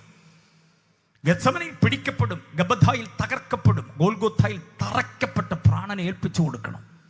ഇതിനിടയ്ക്ക് പുറമടിച്ച് ഉഴവിചാല് പോലെ കയറും, മുഖത്തേക്ക് മുഷ്ടി ചുരുട്ടി കുത്തും, കാർക്കിച്ച് തുപ്പും, കോലുകൊണ്ട് തല തല്ലി പൊളിക്കും. അതിലെല്ലാം അപ്പുറം മാനസിക ആക്രമണമാണ്. പ്രവചിക്ക് കള്ളപ്രവാചകൻ എന്നൊക്കെ പറഞ്ഞുള്ള ആക്ഷേപം നേർക്ക് നേരെ നിന്നുകൊണ്ട് ഇതെല്ലാം സഹിക്കാനുള്ള ചാർജിങ് ആണ് ഈ വീണ് പ്രാർത്ഥിക്കുന്നത്. ഒരു കാര്യം ഞാൻ ഉറക്കെ പറയാം, മുൻപിലുള്ള പ്രശ്നം വലുതാകട്ടോ അച്ഛാ. സാധാരണ പ്രാർത്ഥന നിർത്തിയിട്ട് വീണ് പ്രാർത്ഥിക്കുക. മോളെ, നിന്റെ ഭാവിയുടെ തടസ്സം വലുതാകട്ടോ. നീ പ്രാർത്ഥിക്കുന്ന സ്റ്റൈലൊന്ന് മാറ്റി വീണ് കിടന്നൊന്ന് പ്രാർത്ഥിക്കുക. കർത്താവ് അത്ഭുതം ചെയ്യാൻ പോവുക. വിസ്മയകരമായ ചില സംഭവങ്ങൾ കർത്താവ് ചെയ്യും. സഭയ്ക്കെതിരെയുള്ള പ്രതിസന്ധി വലുതാകാൻ പോവുക കേട്ടോ. വ്യക്തിപരമായ വെല്ലുവിളികൾ വലുതാകാൻ പോവുക. മാറാൻ ഒറ്റ വഴിയേ ഉള്ളൂ. ഏതെങ്കിലും പാർട്ടിയോട് ഒട്ടി നിൽക്കുകയോ പാർട്ടിയിൽ മെമ്പർഷിപ്പ് എടുക്കുകയോ ചെയ്യാനല്ല ഞാൻ പറയുന്നത്. പ്രാർത്ഥനയുടെ ഇതുവരെയുള്ള സ്റ്റൈല് മാറ്റിയിട്ട് നിലത്തൊട്ടുന്നു വീഴാൻ തയ്യാറായാൽ ശുശ്രൂഷ അടക്കം ദൈവം ഉയർത്തിക്കൊണ്ടുവരാനിടയാകും. വ്യക്തമായ മറുപടി ഞാൻ പറയാം, ശ്രദ്ധിച്ച് കേട്ടോണം. നിലത്ത് വീണ് പ്രാർത്ഥിച്ചു, അങ്ങനല്ലേ വായിക്കുന്നത്? മർക്കോസ് 14:35 അങ്ങനെ വായിക്കുന്നവൻ നിലത്ത് വീണ് പ്രാർത്ഥിച്ചു. ഒത്തിരി നേരം അങ്ങനെ പ്രാർത്ഥിച്ചു. അത് കഴിഞ്ഞ് എഴുന്നേറ്റ് നിന്നു. എഴുന്നേറ്റ് നിൽക്കുമ്പോഴേ ഈ പന്തവും കുന്തവും വാളും വട്ടിയുമായിട്ടൊക്കെ വരുന്നത്. ആ വെട്ടത്തിലൂടെ കയറി നിന്നുകൊണ്ട് ഒരൊറ്റ ചോദ്യം, ആരെ തിരയുന്നു? അവർ പറഞ്ഞു, ഞങ്ങൾ യേശുവിനെ തിരയും. അത് ഞാൻ തന്നെ. ഔ, ആ തോട്ടത്തിൽ മുഴങ്ങിയൊരു ശബ്ദമാണ്, ഞാൻ തന്നെ. ഞാനെന്ന ശബ്ദം ഭയങ്കരമാണ്. ജയ സൗണ്ട്സിൻ്റെ മൈക്രോഫോണിലൂടെ അത് പറഞ്ഞിരുന്നെങ്കിലുണ്ടല്ലോ, ഫലസ്തീനായി മുഴുവനും നടുങ്ങിയേനെ. എന്നിട്ടും അവർ കേട്ട് നടുങ്ങി. നിങ്ങൾ ആരെ തിരയുന്നു? യേശുവിനെ തിരയുന്നു. അത് ഞാൻ തന്നെ എന്ന് പറഞ്ഞ മാത്രമല്ല, എന്തോ സംഭവിച്ചു? അവർ പിൻവാങ്ങി നിലത്തു വീണു. യോഹന്നാൻ 18:6 വാക്യം. മർക്കോസിൽ അത് പറയുന്നില്ല. യോഹന്നാൻ എന്ന ദൈവശാസ്ത്രജ്ഞൻ വ്യക്തമായി പറയുന്നു. യോഹന്നാൻ എഴുതുന്ന എഴുത്തിൻ്റെ എല്ലാം പിന്നിലെ ഉദ്ദേശം യേശുവിൻ്റെ ദൈവത്വം വെളിപ്പെടുത്താനാണ്. യോഹന്നാൻ മാത്രം രേഖപ്പെടുത്തുന്ന ഒരു ഇൻഫർമേഷനാണത്. അത് ഞാൻ തന്നെ എന്ന് അവൻ അവരോട് പറഞ്ഞപ്പോൾ അവർ പിൻവാങ്ങി നിലത്ത് വീണുപോയി. യോഹന്നാൻ 18:6. അപ്പം മർക്കോസ് 14:35 യോഹന്നാൻ 18:6 കൂടെ സങ്കലിപ്പിക്കണം. ഇനി അതിനകത്ത് ദൈവമക്കളുടെ ഒരു ആലോചന ഞാൻ പറയാറുണ്ട്. ദൈവാത്മാവിനെ നിർബന്ധിക്കുന്ന ഒരു ആലോചന പറയാം. ഇതുവരെ നിലത്ത് വീണ് കിടന്ന ആരാ? പറ. ഇതുവരെ നിലത്ത് വീണ് കിടന്ന ആരാ? യേശു. ഇപ്പൊ വീണ് കിടക്കുന്ന ആരാ? പിടിച്ചുകൊണ്ടു പോകാൻ വന്നവർ. എന്തോ മനസ്സിലായി? നെയ് പോലെ തെളിഞ്ഞു പൊങ്ങി വരുന്നൊരു ആത്മീയ ചിന്ത കിട്ടിയോ നിങ്ങൾക്ക്? പ്രാർത്ഥനാ മുറിയിൽ നീ വീഴാൻ തയ്യാറായാൽ നിന്റെ പ്രാർത്ഥന കഴിയുമ്പോൾ ശത്രു നിന്റെ മുമ്പിൽ വീണിരിക്കും. ഉയർന്നു നിൽക്കുന്ന കോട്ടകൊത്തളങ്ങൾ, ഗോപുരങ്ങൾ, എല്ലാവിധമായ പ്രതിസന്ധികളും നിന്റെ മുമ്പിൽ അടപടലെ വീഴും. എത്ര മന്ത്രവാദി ചെയ്ത കുരുക്കാണെങ്കിലും എത്ര പ്രതിസന്ധിയാണെങ്കിലും നിലത്ത് വീണെന്ന് പ്രാർത്ഥിച്ചെഴുന്നേക്ക്. നീ എഴുന്നേൽക്കുന്ന മാത്രയിൽ ശത്രു നിന്റെ മുമ്പിൽ വീണിരിക്കും. എത്ര പേര് വിശ്വസിക്കുന്നുണ്ട്? വളരെ നിഗൂഢമായി മന്ത്രവാദം ചെയ്യുന്ന, വളരെ നിഗൂഢമായി ആഭിചാരം ചെയ്യുന്ന, ഒരു സംശയത്തിനും വകയില്ലാത്ത വിധം അണ്ടർഗ്രൗണ്ടിലൂടെ നിന്നെ അപായപ്പെടുത്താൻ ശ്രമിക്കുന്ന, നിന്നെ പാക്കപ്പ് ചെയ്യാൻ ശ്രമിക്കുന്ന, നിന്റെ തലമുറയെ അങ്ങ് വിദേശത്തുനിന്ന് ഇവിടെ മടക്കി വരുത്താൻ ശ്രമിക്കുന്ന, നിന്റെ ധനാഗമനത്തിന്റെ വഴികൾ മുഴുവനും അടക്കാൻ ശ്രമിക്കുന്ന, ഏതു വലിയ വേദത്തിൽ ആശ്രയിച്ചിട്ടാണെങ്കിലും നിലത്തൊന്ന് വീണ് പ്രാർത്ഥിക്കുക സുഹൃത്തേ. നിന്റെ ജീവിതത്തിന്റെ അവസ്ഥയ്ക്ക് ഭേദം വരുത്തും. ഇത് പറയുന്ന ആത്മീയ ചിന്ത നിരുപാധികം ഏറ്റെടുക്കുന്നവർ കർത്താവിനെ ഒന്ന് സ്തുതിച്ചോ. ഇന്ന് രാത്രി ദേശം അറിയട്ടെ, ഈ ദിവസങ്ങൾ നീ വീണ് കിടന്ന് പ്രാർത്ഥിച്ച പ്രാർത്ഥനയ്ക്ക് ദൈവം ഒരിക്കൽ വഴിത്താര ജനം അറിയട്ടെ, ദേശം അറിയട്ടെ. യേശുവിന്റെ നാമത്തിൽ ദൈവശക്തി ശക്തമായി വ്യാപരിക്കുന്നുണ്ട്.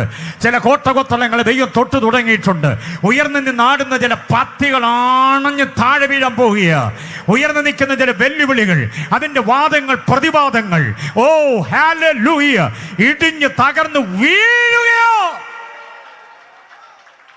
Glory to God, hallelujah. വിശ്വസിക്കുന്നവർക്ക് മാത്രം സ്തോത്രം പറയാം. വിശ്വസിക്കുന്നവർ മാത്രം കരങ്ങൾ അടിച്ച് കർത്താവിനെ സ്തുതിക്കട്ടെ. ഹല്ലേലൂയ. യെസ്. തിരുവവതാരത്തിന്റെ മഹനീയമായിരിക്കുന്ന സമർപ്പണം വിനീത വിധേയനായി നിന്നുകൊണ്ട് എൻ്റെ യേശു ചെയ്ത വീണ്ടെടുപ്പിന്റെ പദ്ധതിയുടെ വിവരണമാണ് ഹൈ ക്രിസ്റ്റോളജിയിൽ ഫിലിപ്പിയർ 2:6-8 വരെ. 9 മുതൽ 11 വരെയുള്ള വേദഭാഗങ്ങൾ, ഫിലിപ്പിയർ 2:9-11 വരെ ഹൈ ക്രിസ്റ്റോളജിയുടെ വേറൊരു ഭാഗമാണ് യേശുവിൻ്റെ ദൈവത്വത്തിൻ്റെ മഹിമ. ശ്രദ്ധിച്ചു കേട്ടോ ഞാൻ പറയുന്ന വാക്യങ്ങൾ. വായിപ്പിക്കാതെ പോകുന്നത് കൊണ്ട് നിങ്ങൾ ശ്രദ്ധിക്കാതെ പോകരുത്. ഫിലിപ്പിയ ലേഖനം 2:6-8 വരെ യേശുവിൻ്റെ മനുഷ്യത്വത്തിൻ്റെ തിളക്കം. 9 മുതൽ 11 വരെ യേശുവിൻ്റെ ദൈവത്വത്തിൻ്റെ മഹത്വം. ദൈവം അവനെ സകലത്തിനും മീതെ, മീതെ എന്നൊക്കെ ഞാൻ പറഞ്ഞിട്ടൊരു സ്വോത്രം, കുഞ്ഞു സ്വോത്രം പോലും പറഞ്ഞില്ലല്ലോ. ഏതെങ്കിലും 1-2 വകുപ്പിന് മീതെയല്ല, സർവത്തിനും മീതെ, സർവത്തിനും മീതെ. സകല കർത്തൃത്വങ്ങളും കീഴടങ്ങി അവന്റെ പാദത്തിങ്കൽ പ്രണമിക്കത്തക്ക നിലയിൽ അവനെ ഏറ്റവും ഉയർത്തി സകല നാമത്തിനും മേലായ നാമം നൽകി. ആ കർത്താവ് നമ്മുടെ കർത്താവ്. അവിടെ പേടിക്കേണ്ട കാര്യമൊന്നുമില്ല. മനസ്സിലായോ? ഈ കർത്താവിനെ വിശ്വസിച്ച് ആശ്രയിച്ച് അനുസരിച്ച് ആരാധിച്ചു പോകുന്ന നമ്മൾ ഒരുമാതിരി ചതഞ്ഞ ഒടിഞ്ഞ് വളഞ്ഞെന്നും പറഞ്ഞ് എവിടെയെങ്കിലും മൂലയ്ക്ക് ഒതുങ്ങി പോകരുത്. ആ അഭിമാനത്തോടെ നിൽക്കണം. ഈ കർത്തൃത്വത്തിൻ്റെ മഹത്വമാണ് നമ്മളിൽ വ്യാപരിക്കുന്നത്. സ്തോത്രം. ഉണ്ണിയെ കാണുമ്പോൾ അറിയാം ഊരിലെ പഞ്ഞം എന്ന് മലയാളത്തിൽ പഴഞ്ചൊല്ലുണ്ട്.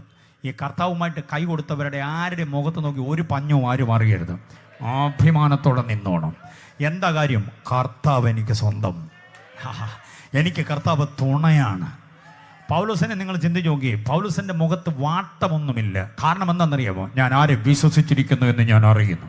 അപ്പോൾ ഹൈ ക്രിസ്റ്റോളജിയുടെ വേദഭാഗമാണ് ഫിലിപ്പിയ ലേഖനം 2-ാം അധ്യായം 6 മുതൽ 11 വരെയുള്ള വേദഭാഗം. അതിനെ ഞാൻ രണ്ടായി തിരിച്ചു പറഞ്ഞു. അടുത്ത ഹൈ ക്രിസ്റ്റോളജിയുടെ വേദഭാഗമാണ് കൊലോസ്യ ലേഖനം 1:12 മുതൽ 27 വരെയുള്ള വേദഭാഗം. കൊലോസ്യ ലേഖനം 1-ാം അധ്യായം 12 മുതൽ 27 വരെയുള്ള വേദഭാഗം. അതിലേക്കാണ് നമ്മൾ മടങ്ങി വരാൻ പോകുന്നത്. അടുത്ത ഒരു ഹൈ ക്രിസ്റ്റോളജിയുടെ മറ്റൊരു വേദഭാഗമുണ്ട്. എബ്രായ ലേഖനം 1:1 മുതൽ 10 വരെയുള്ള ഭാഗം. എബ്രായ ലേഖനം 1-ാം അധ്യായം 1 മുതൽ 10 വരെയുള്ള വേദഭാഗം. 2-3 ദിവസം കൺവെൻഷൻ തുടർമാനമായിട്ട് ഇങ്ങനെ നിന്ന് പ്രസംഗിച്ചാലുണ്ടല്ലോ. ഹൈ ക്രിസ്റ്റോളജി പുതിയ നിയമത്തിൽ ഇത് മാത്രം ഐച്ഛികമായി എടുത്ത് ധ്യാനിക്കാൻ എന്ന സുഖമുള്ള വിഷയമാണെന്നറിയാമോ? നമ്മുടെ കർത്താവ് ആരാണെന്നുള്ളതിനെ കുറിച്ച്. ഹല്ലേലൂയ. യേശുവിനെ കുറിച്ച് വികലമായ ധാരണകളുമായിട്ട് ചിലർ ക്രിസ്ത്യാനികളുടെ ദൈവമാണ്, പെന്തക്കോസ്തുകാരുടെ മാത്രം ദൈവമാണ് എന്നൊക്കെ ചിന്തിക്കുന്ന വില കുറഞ്ഞ തരംതാണ ചിന്താഗതികളും മുൻവിധികളുമുണ്ട്. അതിനെല്ലാം മീതെ ധ്യാനിക്കാൻ, ചിന്തിക്കാൻ, ആശ്രയിക്കാൻ, അനുസരിക്കാൻ, ആരാധിപ്പാൻ ഉതകുന്ന വേദഭാഗമാണ് ഹൈ ക്രിസ്റ്റോളജി എന്ന പേരിൽ ഞാൻ തന്നത്. അത് വായിച്ച് ധ്യാനിക്കുകയും അതിൻ്റെ ആത്മീക ആശയങ്ങളെ ഉൾക്കൊള്ളുകയും ചെയ്തുകൊണ്ട് ആത്മീകതയ്ക്കൊരു വർധനമുണ്ടാക്കണം. അതാഗ്രഹിക്കുന്നവരൊന്നുകൂടെ കർത്താവിനെ സ്തുതിച്ചാട്ടെ. ഇനി പറയാൻ പോകുന്ന ശ്രദ്ധിച്ച് കേട്ടണം. കൊലോസ്യ ലേഖനം 1-ാം അധ്യായം അതിൻ്റെ 12 മുതൽ ഹൈ ക്രിസ്റ്റോളജിയുടെ ഉജ്ജ്വലമായ ചിന്തകളാണ്. 1, 2, 3, 4 താഴോട്ട് ഞാൻ വാക്യങ്ങൾ ഓരോന്നും പറയുക. അതിൽ ഓരോന്നും ശ്രദ്ധിച്ചോണം. നാട്ടുകാർക്കുള്ളതും സഭയ്ക്ക് ഉള്ളതും ദൈവമക്കൾക്കുള്ളതുമെല്ലാം വേർതിരിച്ച് ചിന്തിച്ചെടുത്തുകൊള്ളണം. 12-ാം വാക്യം ക്രിസ്തു നമുക്ക് വേണ്ടി ചെയ്ത മഹത്വപൂർണ്ണമായ ഒരു കാര്യം പറയുന്നു. വെളിച്ചത്തിന് നമ്മളെ അവകാശികളാക്കി മാറ്റി. നമ്മളെ ആരാക്കി മാറ്റിയെന്ന? വെളിച്ചത്തിന്. അപ്പം മുമ്പ് നമ്മൾ എവിടെ ആയിരുന്നു? ആൻറ്റി പറ. വെളിച്ചത്തിന് നമ്മളെ അവകാശികളാക്കിയെങ്കിൽ അതിന് മുമ്പ് നമ്മൾ എവിടെ ആയിരുന്നു? അന്ധകാരത്തിലായിരുന്നു, ഇരുട്ടിലായിരുന്നു. മനസ്സിലായോ? അന്ധകാരത്തിൽ നമ്മെ അത്ഭുത പ്രകാശത്തിലേക്ക്. അതിനെയാണ് പത്രോസ് അങ്ങനെ പറയുക. പൗലൂസ് പറയുമ്പോൾ പൗലൂസിൻ്റെ രചനാ ശൈലി, പൗലൂസിൻ്റെ ഭാഷാ പ്രയോഗം, പൗലൂസിൻ്റെ ആവിഷ്കാര ഭംഗിയൊന്ന് വേറെയാണ്. പത്രോസ് തുറന്നു പറയുന്നു അന്ധകാരത്തിൽ നമ്മളെ അത്ഭുത പ്രകാശത്തിൽ. മറ്റേത് നിബിഡമായ കുറ്റാക്കുരുട്ടിരുട്ട്. കണ്ടോ? അന്ധതയും അനാചാരവും അബദ്ധജടിലുമായ ഉപദേശവും. ദൈവമാരെന്നറിയില്ല, ദൈവവചനം എന്താണെന്നറിയില്ല, മോക്ഷത്തിൻ്റെ വഴി എന്താണെന്നറിയില്ല. പല വിധത്തിലുള്ളതായിരിക്കുന്ന കർമ്മകാണ്ഡങ്ങൾ, യാഗയോഗങ്ങൾ, അർപ്പണ തർപ്പണാദികൾ, തിരുനാളുകൾ, പെരുന്നാളുകൾ, മൃഗബലി, നരബലി അടക്കമുള്ള സകല സംഗതികളും ദുഷ്ടഭൂത പ്രേത പിശാചുക്കളോട് ആരാധിച്ചും സ്തോത്രം പറഞ്ഞും അവയുടെ സഹായം തേടിയും ഒക്കെ കഴിഞ്ഞിരുന്ന അന്ധകാരത്തിൻ്റെ കാലം. ആ കാലത്തിൽ നിന്ന് നമ്മെ പ്രകാശത്തിൻ്റെ അവകാശികളാക്കി. ഇവിടെ ശ്രദ്ധിക്കണം, പത്രോസിൻ്റെയും പൗലോസിൻ്റെയും തിയോളജിയുടെ ആവിഷ്കാര ഭംഗി ശ്രദ്ധിക്കണം. പത്രോസ് തുറന്നങ്ങ് പറയുകയാണ് അന്ധകാരത്തിൽ നമ്മെ അത്ഭുത പ്രകാശത്തിലാക്കി എന്നാണ് പറയുക. പക്ഷെ പൗലോസ് അത് തന്നെ പറയുമ്പോൾ അതിനകത്ത് വിശേഷമായൊരു ധ്യാനം കൂടെ കൂട്ടിച്ചേർക്കുന്നുണ്ട്. അന്ധകാരത്തിൽ നമ്മെ അത്ഭുത പ്രകാശത്തിൽ കൊണ്ടുവന്നു എന്ന് മാത്രമല്ല, ആ പ്രകാശത്തിൻ്റെ അവകാശികളാക്കി നമ്മെ തീർത്തു. പ്രകാശത്തിന് ചില അവകാശമുണ്ട് എന്ന് പറഞ്ഞാൽ ക്രിസ്തുവിലേക്ക് വരുന്നവന് ചില അവകാശങ്ങളുണ്ട്. ആ അവകാശത്തിന് നമ്മളെ ഓഹരിക്കാരാക്കി മാറ്റി. ക്രിസ്തുവിലേക്ക് വന്നവൻ ഒന്നുമില്ലാത്തവനല്ല, ക്രിസ്തുവിലേക്ക് വന്നവൻ ആരുമില്ലാത്തവനല്ല, അവൻ ചില അവകാശത്തിന്റെ ഓഹരിക്കാരന്. എത്ര പേർക്ക് ആ പ്രാഗൽഭ്യമുണ്ട്? ഒന്നുമില്ലേ എന്ന് പറഞ്ഞ് നടക്കരുത്. ഔദാര്യത്തിന് വേണ്ടി കൈ നീട്ടി നിൽക്കരുത്. ഇല്ലാവചനം പറഞ്ഞ് നടക്കരുത്. അവകാശത്തിന് നമ്മളെ ഓഹരിക്കാരാക്കി മാറ്റി. ഏതിന്റെ അവകാശം? ഏതെങ്കിലും വിധത്തിലുള്ളതായിരിക്കുന്ന കൃത്രിമം കൊണ്ടുള്ള ജീവിതോപാധിയല്ല, വെളിച്ചത്തിന്റെ അവകാശം. എന്താ വെളിച്ചത്തിന്റെ അവകാശം എന്ന് പറഞ്ഞാൽ നേരായുള്ള നന്മകൾ. കണ്ടോ? ആരെയും ദ്രോഹിച്ചിട്ട് ആരെയും കൃത്രിമമായി അടിച്ചു മാറ്റി എടുത്തതല്ല, വെളിച്ചത്തിന്റെ അവകാശമാ കർത്താവ് തന്നത്. പലരുടെയും സമ്പത്തിന്റെ വഴിത്താര പഠിച്ചു നോക്കിയാൽ അത് വെളിച്ചത്തിന്റെ അവകാശമല്ല, വേറെ ആർക്കൊക്കെ പോകേണ്ടത് അടിച്ചു മാറ്റിയ വൈദഗ്ധ്യമാണ്. ആഖാന്റെ വീട്ടിനകത്തൊരു കുഴിയുണ്ട്. കുഴിയുടെ അടിയിൽ പ്ലാസ്റ്റിക് കവറിനകത്ത് പൊതിഞ്ഞിരിക്കുന്ന ചില നിക്ഷേപമുണ്ട്. ആഖാന്റെ കുടുംബ സ്വത്തൊന്നുമല്ല, അവനത് ജാതീയമായ ക്ഷേത്രത്തിൽ നിന്ന് അപകരിച്ചു കൊണ്ടുവന്നത്. ദൈവം അതിന് പേരിട്ടിരിക്കുന്നത് ശാപമെന്ന്. നമുക്കല്ലാത്തതൊന്നും നമ്മുടേതല്ലത് ശാപമാ. അത് നമ്മോടുകൂടെ ഇരുന്നാൽ ദൈവം നമ്മുടെ വീട്ടിൽ നിന്ന് പടി ഇറങ്ങുകയാ.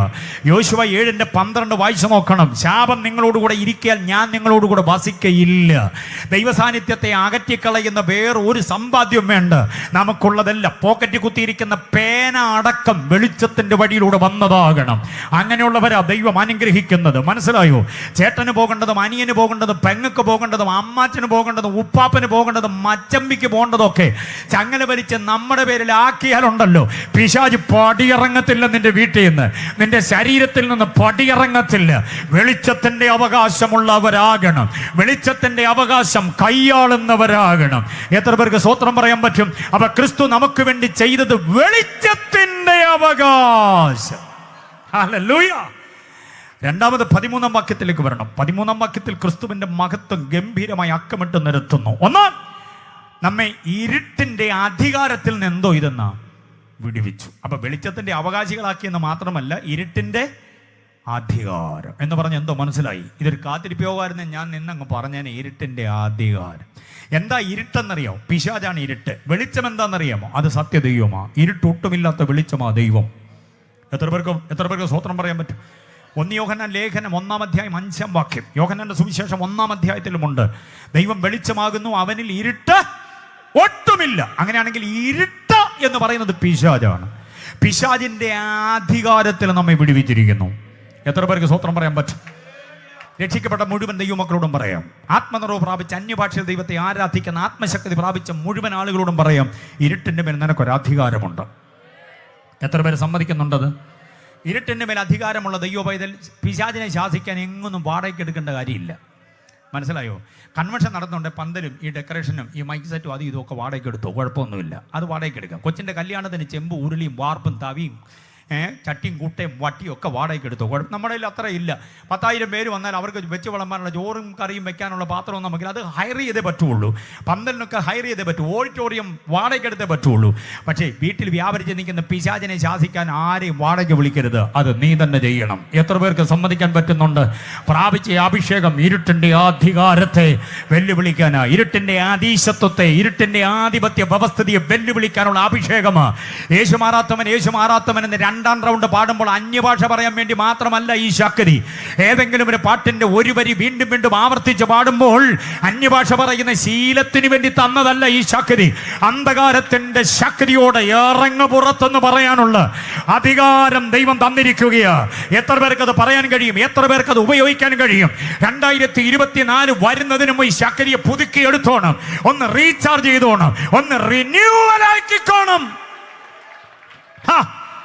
സഹോദര, തട്ടിമുട്ടി എവിടെങ്കിലുമൊക്കെ ഈ ശക്തി പോയിട്ടുണ്ടെങ്കിൽ, ഇതിന്റെ അധികാരം കൈമോശം വന്നിട്ടുണ്ടെങ്കിൽ, റീചാർജ് ചെയ്യാതെ നീ ഇത് ചുമ്മാതെ വേദോത്വത്തിൽ കൊണ്ടു നടന്നതാണെങ്കിൽ ഈ രാത്രികൾ ഇതിനെ റീചാർജ് ചെയ്തോണം. കാരണം ഈ അധികാരം എന്തിനാണെന്നറിയാമോ? ശത്രുവിന്റെ അധീശത്വത്തോട് വെല്ലുവിളിക്കാനാ.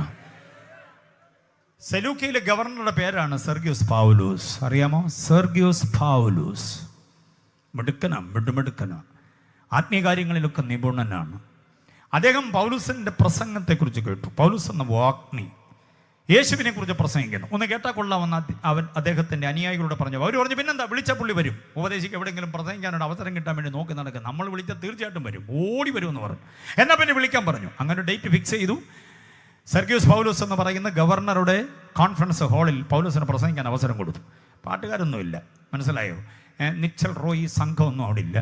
അദ്ദേഹം വന്നു, സമയം കൊടുത്തപ്പോൾ പ്രസംഗിച്ചു എന്നുള്ളതേ ഉള്ളൂ. പ്രസംഗം ഗംഭീരമായിരുന്നു. ക്രിസ്തുയേശുവിലൂടെ രക്ഷ, മോക്ഷം, മുക്തി, സായുജ്യം, ശാന്തി അടക്കമുള്ള കാര്യങ്ങളെക്കുറിച്ച് പ്രസംഗിച്ചത്. ഗംഭീര പ്രസംഗം.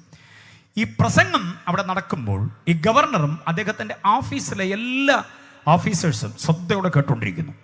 ഇദ്ദേഹത്തിൻ്റെ ഒരു പ്രൈവറ്റ് സെക്രട്ടറി ഉണ്ട്. അവൻ്റെ പേര് ബർയേശു എന്നാണ്. ബർയേശു, യേശുവിൻ്റെ മകനെന്നാണ് എൻ്റെ അർത്ഥം. ബർയേശു എന്ന് പറഞ്ഞ് ഓക്കെ. അവനെ എലിമാസ് എന്ന വിദ്വാൻ എന്നാണ് എല്ലാവരും വിളിക്കുക. അവൻ വിദ്വാനാ. ആകെപ്പാടെ ആ ദേശത്തെ സകല പ്രശ്നങ്ങളും പരിഹരിക്കുന്നൊരു മന്ത്രവാദിയാണ് അവൻ. അദ്ദേഹത്തിൻ്റെ ഒരു സൈഡ് ബിസിനസ് മന്ത്രവാദം. ഔദ്യോഗിക ജീവിതം ഗവർണറുടെ പ്രൈവറ്റ് സെക്രട്ടറി എന്നുള്ളതാണ്. അപ്പോൾ ഗവൺമെൻറ് ജോലി ഉള്ളപ്പോൾ തന്നെ മന്ത്രവാദം സൈഡ് ബിസിനസ്സായിട്ട് നടത്തുന്ന ഒരു പുള്ളിയും കൂടെയാണ് ആര്?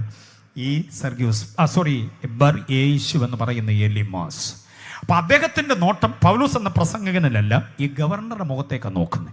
ഈ മന്ത്രവാദി ഗവർണറെ നോക്കിയപ്പോൾ ഗവർണർ ഇപ്പം മാനസാന്തരപ്പെട്ട് പെന്തക്കോസ്തിൽ കയറുമെന്നൊരു സ്ഥിതിയായി. കാരണം പൗലോസിൻ്റെ പ്രസംഗം ലൈവ് കേൾക്കില്ലേ, എന്ന ആവിഷ്കാര ഭംഗിയെന്നറിയാമോ. യേശുവിനെയൊക്കെ അവതരിപ്പിക്കുക പൗലോസ് ഗംഭീരമായി. അതിൻ്റെ ഒന്നും 7 അയലോക്കത്ത് വരത്തില്ല ഞങ്ങൾ ഉപദേശിമാരാരും.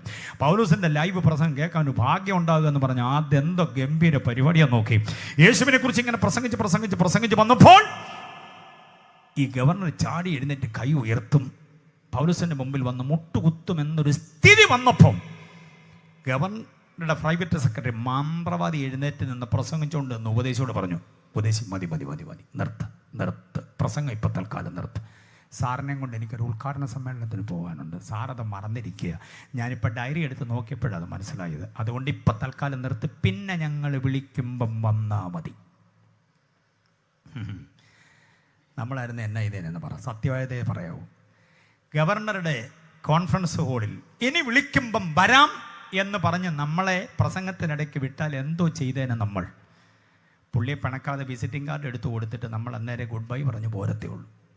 തിരിച്ചിങ്ങോട്ട് പോരാൻ നേരത്ത് തിരിഞ്ഞു നിന്നുകൊണ്ട് പറയും, സാറേ അതിനകത്ത് 2-3 നമ്പറുണ്ട്, ആ ടിക്കറ്റിരിക്കുന്ന നമ്പർ വിളിച്ചാലേ കിട്ടുള്ളൂ കേട്ടോ എന്നും കൂടെ ഒരു അടിക്കുറിപ്പ് പറഞ്ഞിട്ട് നമ്മളിങ്ങ് പോരുകയുള്ളൂ അല്ലേ. നമ്മൾ ഉപദേശിവർക്കും അതേ ചെയ്യത്തുള്ളൂ, നമ്മളെ കൊണ്ട് അതേ പറ്റുള്ളൂ.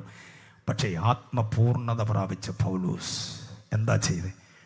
തൻ്റെ പ്രസംഗം ആത്മാവിലുള്ള തൻ്റെ പ്രസംഗം ക്രിസ്തു പരിജ്ഞാനത്തിൻ്റെ ചിന്തകൾ കേട്ട് മാനസാന്തരത്തിൻ്റെ വക്കിലേക്ക് നടന്നെടുക്കുന്ന ഗവർണറെ തടഞ്ഞത് മന്ത്രവാദിയിൽ വ്യാപരിക്കുന്ന പിശാചെന്ന് മനസ്സിലായി.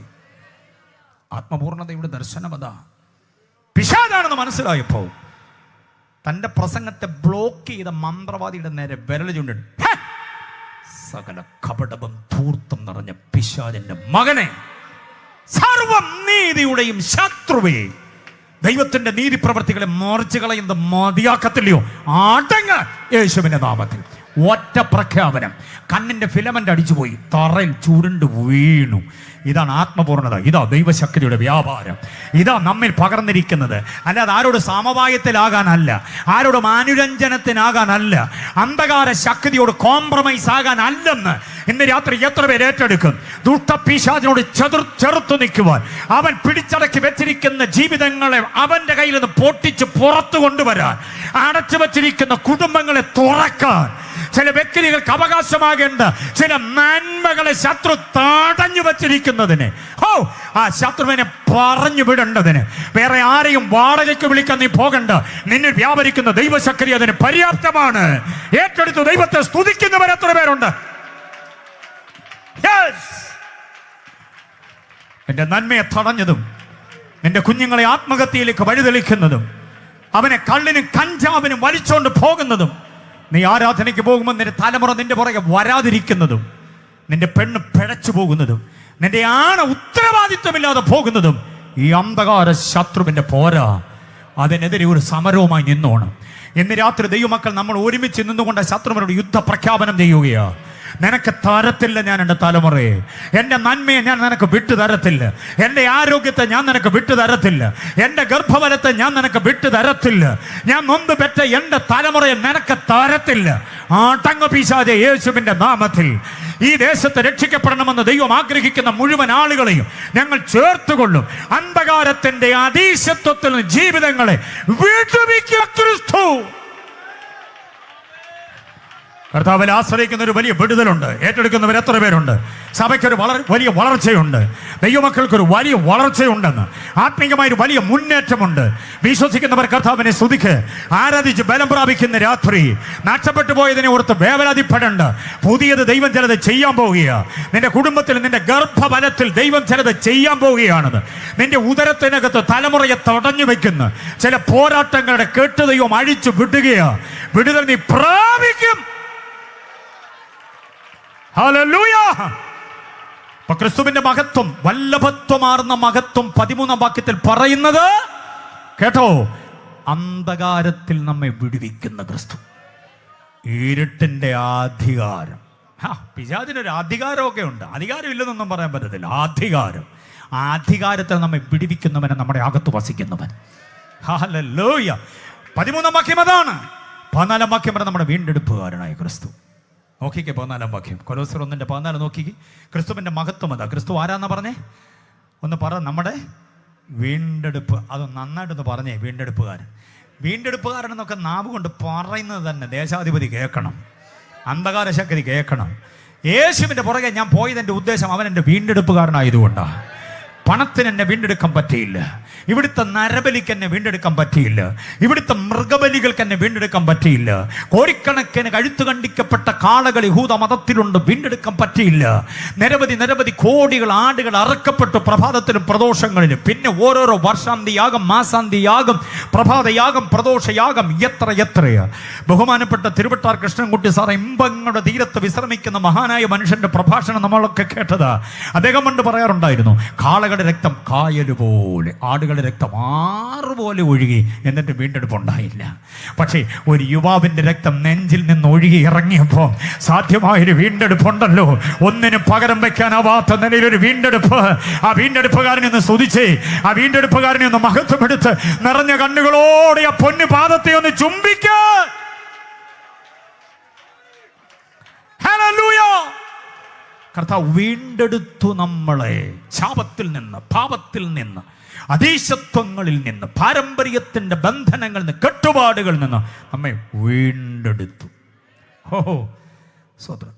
വീണ്ടെടുപ്പുകാരനെന്നൊക്കെ ഉള്ളത് പുസ്തകം എഴുതി കഴിഞ്ഞപ്പോഴാണ് നമുക്ക് മനസ്സിലായത് നമ്മുടെ കർത്താവ് വീണ്ടെടുപ്പുകാർ. പക്ഷേ ഈ പുസ്തകം എഴുതുന്നതിന് മുമ്പ്, ലിഖിത നിയമങ്ങൾ ഉണ്ടാകുന്നതിന് മുമ്പ് യേശുവിനെ വീണ്ടെടുപ്പുകാരെന്ന് വിളിച്ചൊരു പുരാതന ഭക്തനുണ്ട്, പേര് ഇയ്യോബ് എന്നാണ്. ചാരക്കുഴിയിലേക്ക് ഇറങ്ങിയിരിക്കുമ്പം അവിടെ ഒരു അസഹനീയമായ ചൊറിച്ചിൽ, ഈ ചാരം വാരി മുറിവിലേക്ക് ഇട്ടിട്ട് ഓട്ട് കഷ്ണം കൊണ്ട് ചൊറിയുമ്പോൾ ഒരു സുഖമുണ്ട്. പിന്നെ ഭയങ്കര നീറ്റല, എങ്കിലും ആ ചൊറിയുന്ന നേരത്തൊരു സുഖമാണ്. അങ്ങനെ ചാരത്തിലിരുന്ന് ചൊറിഞ്ഞുകൊണ്ടിരിക്കുമ്പോൾ നമ്മളൊക്കെ ആണെങ്കിൽ ആകപ്പാടെ നമ്മുടെ മോഹമൊക്കെ വലിഞ്ഞ് മുറുകി കർക്കിടക മാസത്ത് പെയ്യാൻ വെമ്പി നിൽക്കുന്ന മഴമേഘം പോലെ ആയിപ്പോയതിന് മോഹമൊക്കെ. സ്വോത്രം. പക്ഷേ ഇയ്യോബിൻ്റെ മുഖത്തേക്ക് സൂക്ഷിച്ച് നോക്കുകയെ എന്ന പ്രകാശമാണെന്നറിയാമോ, എന്നെ പ്രത്യാശയാണെന്നറിയാമോ.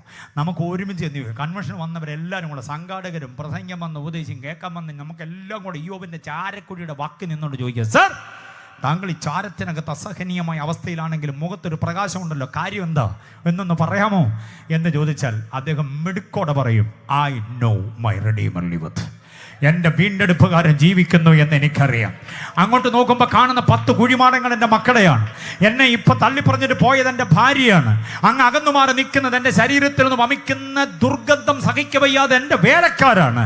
എനിക്കെല്ലാം നഷ്ടമായി. കൽദയർ 10 കൂട്ടമായി വന്ന് എൻ്റെ ആടുമാട് മൃഗസമ്പത്ത് ഒട്ടകക്കൂട്ടങ്ങളെ കൊണ്ടുപോയി. എൻ്റെ ആട്ടിൻപറ്റമെല്ലാം നഷ്ടപ്പെട്ടു പോയി. എല്ലാവരും എന്നിൽ നിന്ന് അകന്നു നിൽക്കുന്നു. പക്ഷെ എന്നാലും എനിക്ക് സങ്കടമില്ല. എൻ്റെ മുഖത്തെ പ്രകാശത്തിൻ്റെ കാരണം എൻ്റെ വീണ്ടെടുപ്പുകാരൻ ജീവിക്കുന്നുണ്ട്. ഞാൻ അവനെ ദേഹസഹിതനായി കാണും. ഈ പ്രത്യാശയാകത്തുള്ള വീണ്ടെടുപ്പുകാരനുമായി രമ്യതയുള്ളവൻ, വീണ്ടെടുപ്പുകാരനുമായി ആന്തരിക ബന്ധമുള്ളവന്റെ മുഖം പ്രകാശമാണ്. അവൻ വാടിക്കരിയത്തില്ലെന്ന്, അവൻ ഇല്ല ഇല്ല ഇല്ല എന്ന് പറഞ്ഞ് നടക്കത്തില്ല. വിശ്വസിക്കുന്നവർ കർത്താവിനെ സ്തുതിക്ക്. യെസ്, വീണ്ടെടുപ്പുകാരനെ കുറിച്ച് അവബോധമുള്ള അവൻ ആരാണോ, വീണ്ടെടുപ്പുകാരനെ കുറിച്ച് അവബോധമുള്ളവന്റെ വായിൽ നിന്ന് മാറിപ്പോകണം വേരോടെ. ഇല്ല ഇല്ല ഇല്ല ഇല്ല ഇല്ല. എന്തോ ചോദിച്ചാലും ഇല്ല. സുഖമുണ്ടോ? ഇല്ല. വല്ലതും കഴിച്ചോ? ഇല്ല. കാശുണ്ടോ? ഇല്ല. മക്കളാരെങ്കിലും വിളിച്ചോ? ഇല്ല. പാസ് ചെയ്ത് വഴി വന്നായിരുന്നോ? ഇല്ല. കൺവെൻഷൻ നടക്കുന്നുണ്ട്, വരുന്നോ? ഇല്ല. എന്നാ ചോദിച്ചാലും എന്തേ പറയുള്ളൂ? ഇല്ലായ്മ പറയുന്നവൻ വീണ്ടെടുപ്പുകാരനുമായിട്ട് ഒരു ബന്ധവും ഇല്ലാത്തതാണ്. സ്തോത്രം. ഞാൻ പറയുന്നൊരു ഉദാഹരണമാണ്, നിങ്ങൾ കേട്ടിട്ടുണ്ടാവും. ഒരമ്മച്ചി എന്തോ ചോദിച്ചാലും ഇല്ലെന്ന്, ഇല്ല ഇല്ല ഇല്ല ഇല്ലെന്നേ പറയും. അമ്മച്ചിയെ കൊണ്ട് എന്തെങ്കിലും ഉണ്ടെന്ന് പറയിപ്പിക്കാൻ അവിടുത്തെ പയ്യനൊരു താല്പര്യം, അടുത്ത വീട്ടിലെ പയ്യൻ. ഇവൻ രാവിലെ സ്കൂളിലോട്ട് പോകുമ്പോൾ 4 ചോദ്യം കൊണ്ടാണ് വരും. അമ്മച്ചോട് ചോദിക്കും, ഉണ്ടോ അമ്മച്ചി? അമ്മച്ചി പറയും, ഇല്ല മോനെ. വൈകിട്ട് വരുമ്പോഴും അവൻ 4 ചോദ്യം റെഡിമെയ്ഡ് ഉണ്ടാക്കിക്കൊണ്ട് വരും. ചോദിക്കുമ്പോൾ അമ്മച്ചി പറയും, ഇല്ല. ഈ തള്ളെ കൊണ്ട് എന്തെങ്കിലും ഉണ്ടെന്ന് പറയിപ്പിക്കണം. അത് അവൻ്റെ ഒരു താല്പര്യമായിരുന്നു. അവനൊരു ദിവസം വൈകിട്ട് സ്കൂളും വിട്ട് വരുമ്പോൾ ഇടിച്ചു കുത്തി മഴ പെയ്യുകയാണ്. ചോർന്നൊലിക്കുന്ന വീട്ടിനകത്ത് തളം കെട്ടി കിടക്കുന്ന വെള്ളം പ്ലാസ്റ്റിക് മഗ് കൊണ്ട് കോരി കളഞ്ഞുകൊണ്ടിരിക്കുക അമ്മച്ചി. ഇവൻ ചോദിച്ച ചോദ്യം, അമ്മച്ചി വീട് ചോരുന്നുണ്ടോ? എന്താ പറയണം? ഇല്ലെന്ന് പറയാൻ പറ്റുമോ? കാരണം അവൻ്റെ മുമ്പിൽ വെള്ളം വീണോട്ടിരിക്കുക. ഇങ്ങനെ ഇവിടെങ്കിലും ഉണ്ട് മോനെ എന്ന് പറയുമെന്ന് വിചാരിച്ച് അവൻ ഇങ്ങനെ കേൾക്കാൻ, അമ്മച്ചിയുടെ വായിൽ നിന്നൊരു ഇണ്ട വീഴുന്നത് കേൾക്കാൻ അവൻ ഇങ്ങനെ താല്പര്യത്തോടെ നിന്നപ്പോൾ അമ്മച്ചി പറഞ്ഞ എന്തോന്നറിയാം, എൻ്റെ മോനെ ചോർച്ച അല്ലാതെ ഒന്നും ഇല്ല.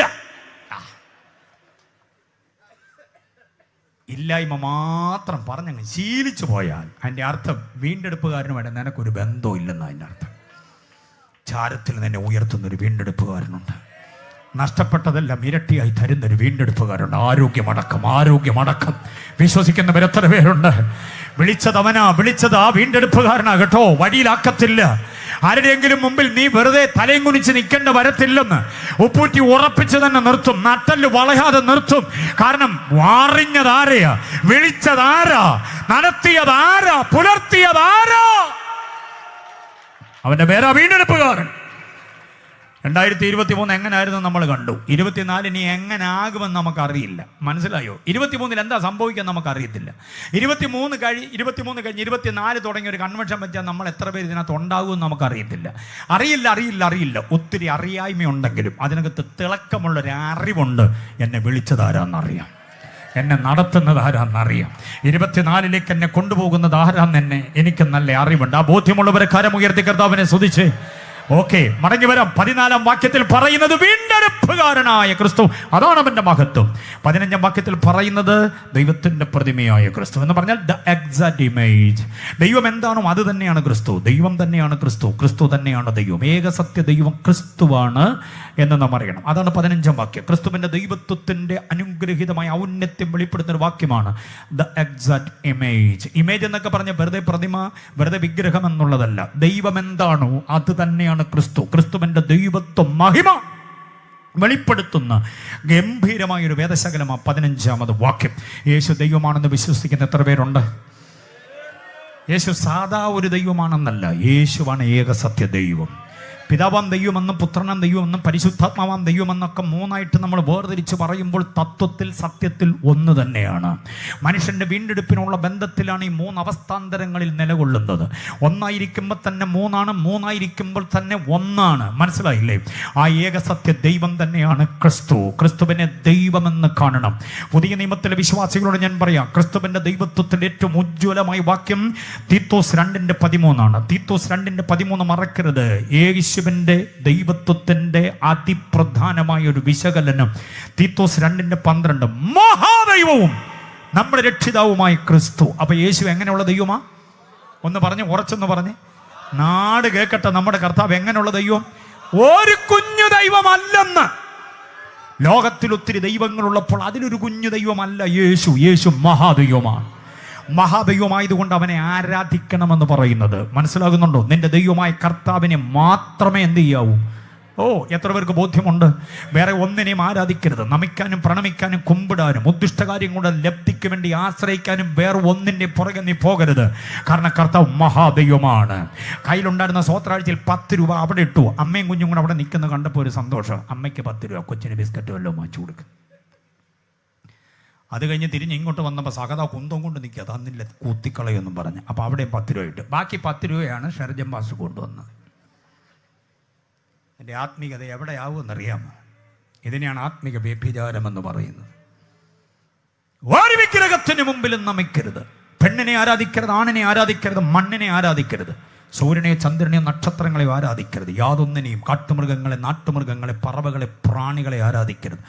ആവാഹനങ്ങളെ ആരാധിക്കരുത്, സങ്കല്പമൂർത്തികളെ ആരാധിക്കരുത്, ഭൂതപ്രേത പിശാചുക്കളെ ആരാധിക്കരുത്. പിന്നെ ഏതിനെ?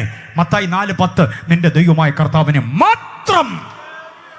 നിന്റെ ദൈവമായ കർത്താവിനെ ആരാധിക്കണമെന്നാണെങ്കിൽ അതിനകത്തൊരു ധ്വനി കൊണ്ടുവന്നേനെ. നിന്റെ ദൈവമായ കർത്താവിനെയും അങ്ങനെ ഉണ്ടായേനെ. പക്ഷെ അങ്ങനെ പ്രയോഗമില്ല. പറഞ്ഞിട്ടുള്ള നിന്റെ ദൈവമായ കർത്താവിനെ മാത്രമേ. ആ മാത്രത്തിൻ്റെ അടിയിൽ വര കൊടുക്കണം, പേപ്പർ കീറാതെ. എന്ന് പറഞ്ഞാൽ വേറെ ഒന്നിനെയും, നിനക്ക് കോടികൾ തരാമെന്ന് പറഞ്ഞാൽ വേറെ ഒന്നിൻ്റെ മുമ്പിൽ പ്രണമിക്കരുത്. എൻ്റെ കർത്താവിനെ മാത്രം. അതാണ് ബാബിലോണിലെ പയ്യന്മാർ നിൽക്കുന്നത് കണ്ടിട്ടുണ്ടോ? ഞങ്ങൾ സേവിച്ച് നിൽക്കുന്ന ദൈവം ഞങ്ങളെ പിടിപ്പിച്ചാലും ബാക്കി പറ ഇല്ലെങ്കിലും നമുക്ക് ചില നന്മ കിട്ടുമെന്ന് അറിയാമെങ്കിൽ ഒരു ചുവട് അങ്ങോട്ട് ചവിട്ടാനും ഒരു ചുവട് ഇങ്ങോട്ട് ചവിട്ടാനും ഒക്കെ നമുക്ക് താല്പര്യമാണ്. പക്ഷെ പയ്യന്മാർ പറയുന്നു വിടുവിച്ചാലും ഇല്ലെങ്കിലും ഞങ്ങൾ നമസ്കരിക്കത്തില്ല.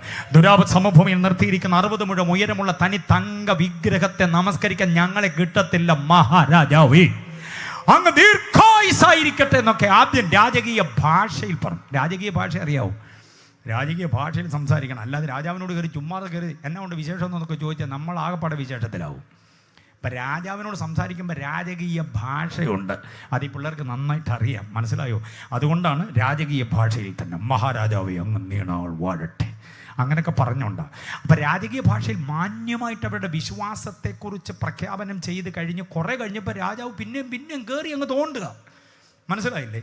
അല്ല ഇപ്പം അങ്ങോട്ട് ആരാധിച്ചില്ലെങ്കിൽ തമ്പുരു കിന്നരം വീണ മുജരമാതിയായത് മീട്ടുമ്പം വീണ് നമസ്കരിച്ചില്ലെങ്കിൽ 7 മടങ്ങ് വർദ്ധിപ്പിക്കും, പൊരിച്ചു കളയും, കരിച്ചു കളയും എന്നൊക്കെ പറഞ്ഞ് പിന്നെയും വിശ്വാസത്തെ കയറി തോണ്ടിയപ്പം രാജകീയ ഭാഷയൊക്കെ പിള്ളേർ മാറ്റിവെച്ചു. ഇതുവരെ പറഞ്ഞു അല്ലയോ മഹാരാജാവേ അങ്ങ് നീണാൾ വാഴട്ടെ. പിന്നെയും വിശ്വാസത്തെ കയറി തോണ്ടാൻ തുടങ്ങിയപ്പോൾ പറഞ്ഞു അല്ലയോ നെബൂഖദ്നേസറേ. ലോകത്തിൽ രാജാവിനെ പേര് വിളിച്ച് ആരെങ്കിലും പറഞ്ഞിട്ടുണ്ടെങ്കിൽ അഭിഷേകത്തന്മാർ മാത്രമേ ഉള്ളൂ. അല്ലയോ നെബൂഖദ്നേസറേ, ഞങ്ങൾ സേവിച്ച് നിൽക്കുന്ന ദൈവം ഞങ്ങളെ വിടുവിച്ചാലും ഇല്ലെങ്കിലും ഞങ്ങൾ നമസ്കരിക്കത്തില്ല. ഈ ഒരു അഭിഷേക ശാക്തി ഉണ്ടല്ലോ, ആരാധ്യൻ ആരാണെന്ന ബോധ്യമാ. ഇന്ന് രാത്രി അത് പ്രാപിച്ചിട്ട് നീ മടങ്ങാവൂ. നിർത്ത് വ്യർത്ഥമായ ആരാധന. അവിടെ ഇവിടെ കുമ്പിടുന്ന നിർത്ത്. അവിടെ ഓടി ഇവിടെ ഓടി ആറ്റന്റിലും ഈറ്റന്റിലും ആ പള്ളിയിലും ഈ പള്ളിയിലും പോയത് മതിയാക്ക്. എന്നിട്ട് വ്യവസ്ഥാപിതമായി ഉപദേശ സത്യങ്ങൾ ഉറച്ചു നിൽക്ക്. വീണ്ടെടുപ്പുകാരൻ നിന്നെ സഹായിക്കും. ആരാധ്യൻ അവൻ മാത്രം, കാരണം അവൻ മഹാദൈവമാണ്. ഹല്ലേലൂയ. യേശു എങ്ങനെയുള്ള ദൈവമാ? മഹാദൈവമാ. തീത്തോസ് 2:12 മറക്കരുത്. പിശാചി ഉമ്മ കാതിൽ വന്ന് കിന്നാരം പറയുമ്പം പിശാചി കൊണ്ട് മാറി നിന്നേ യേശുവിൻ്റെ നാമത്തിൽ എന്ന് ചുമ്മാ ലാഘവമായിട്ട് പറയണം.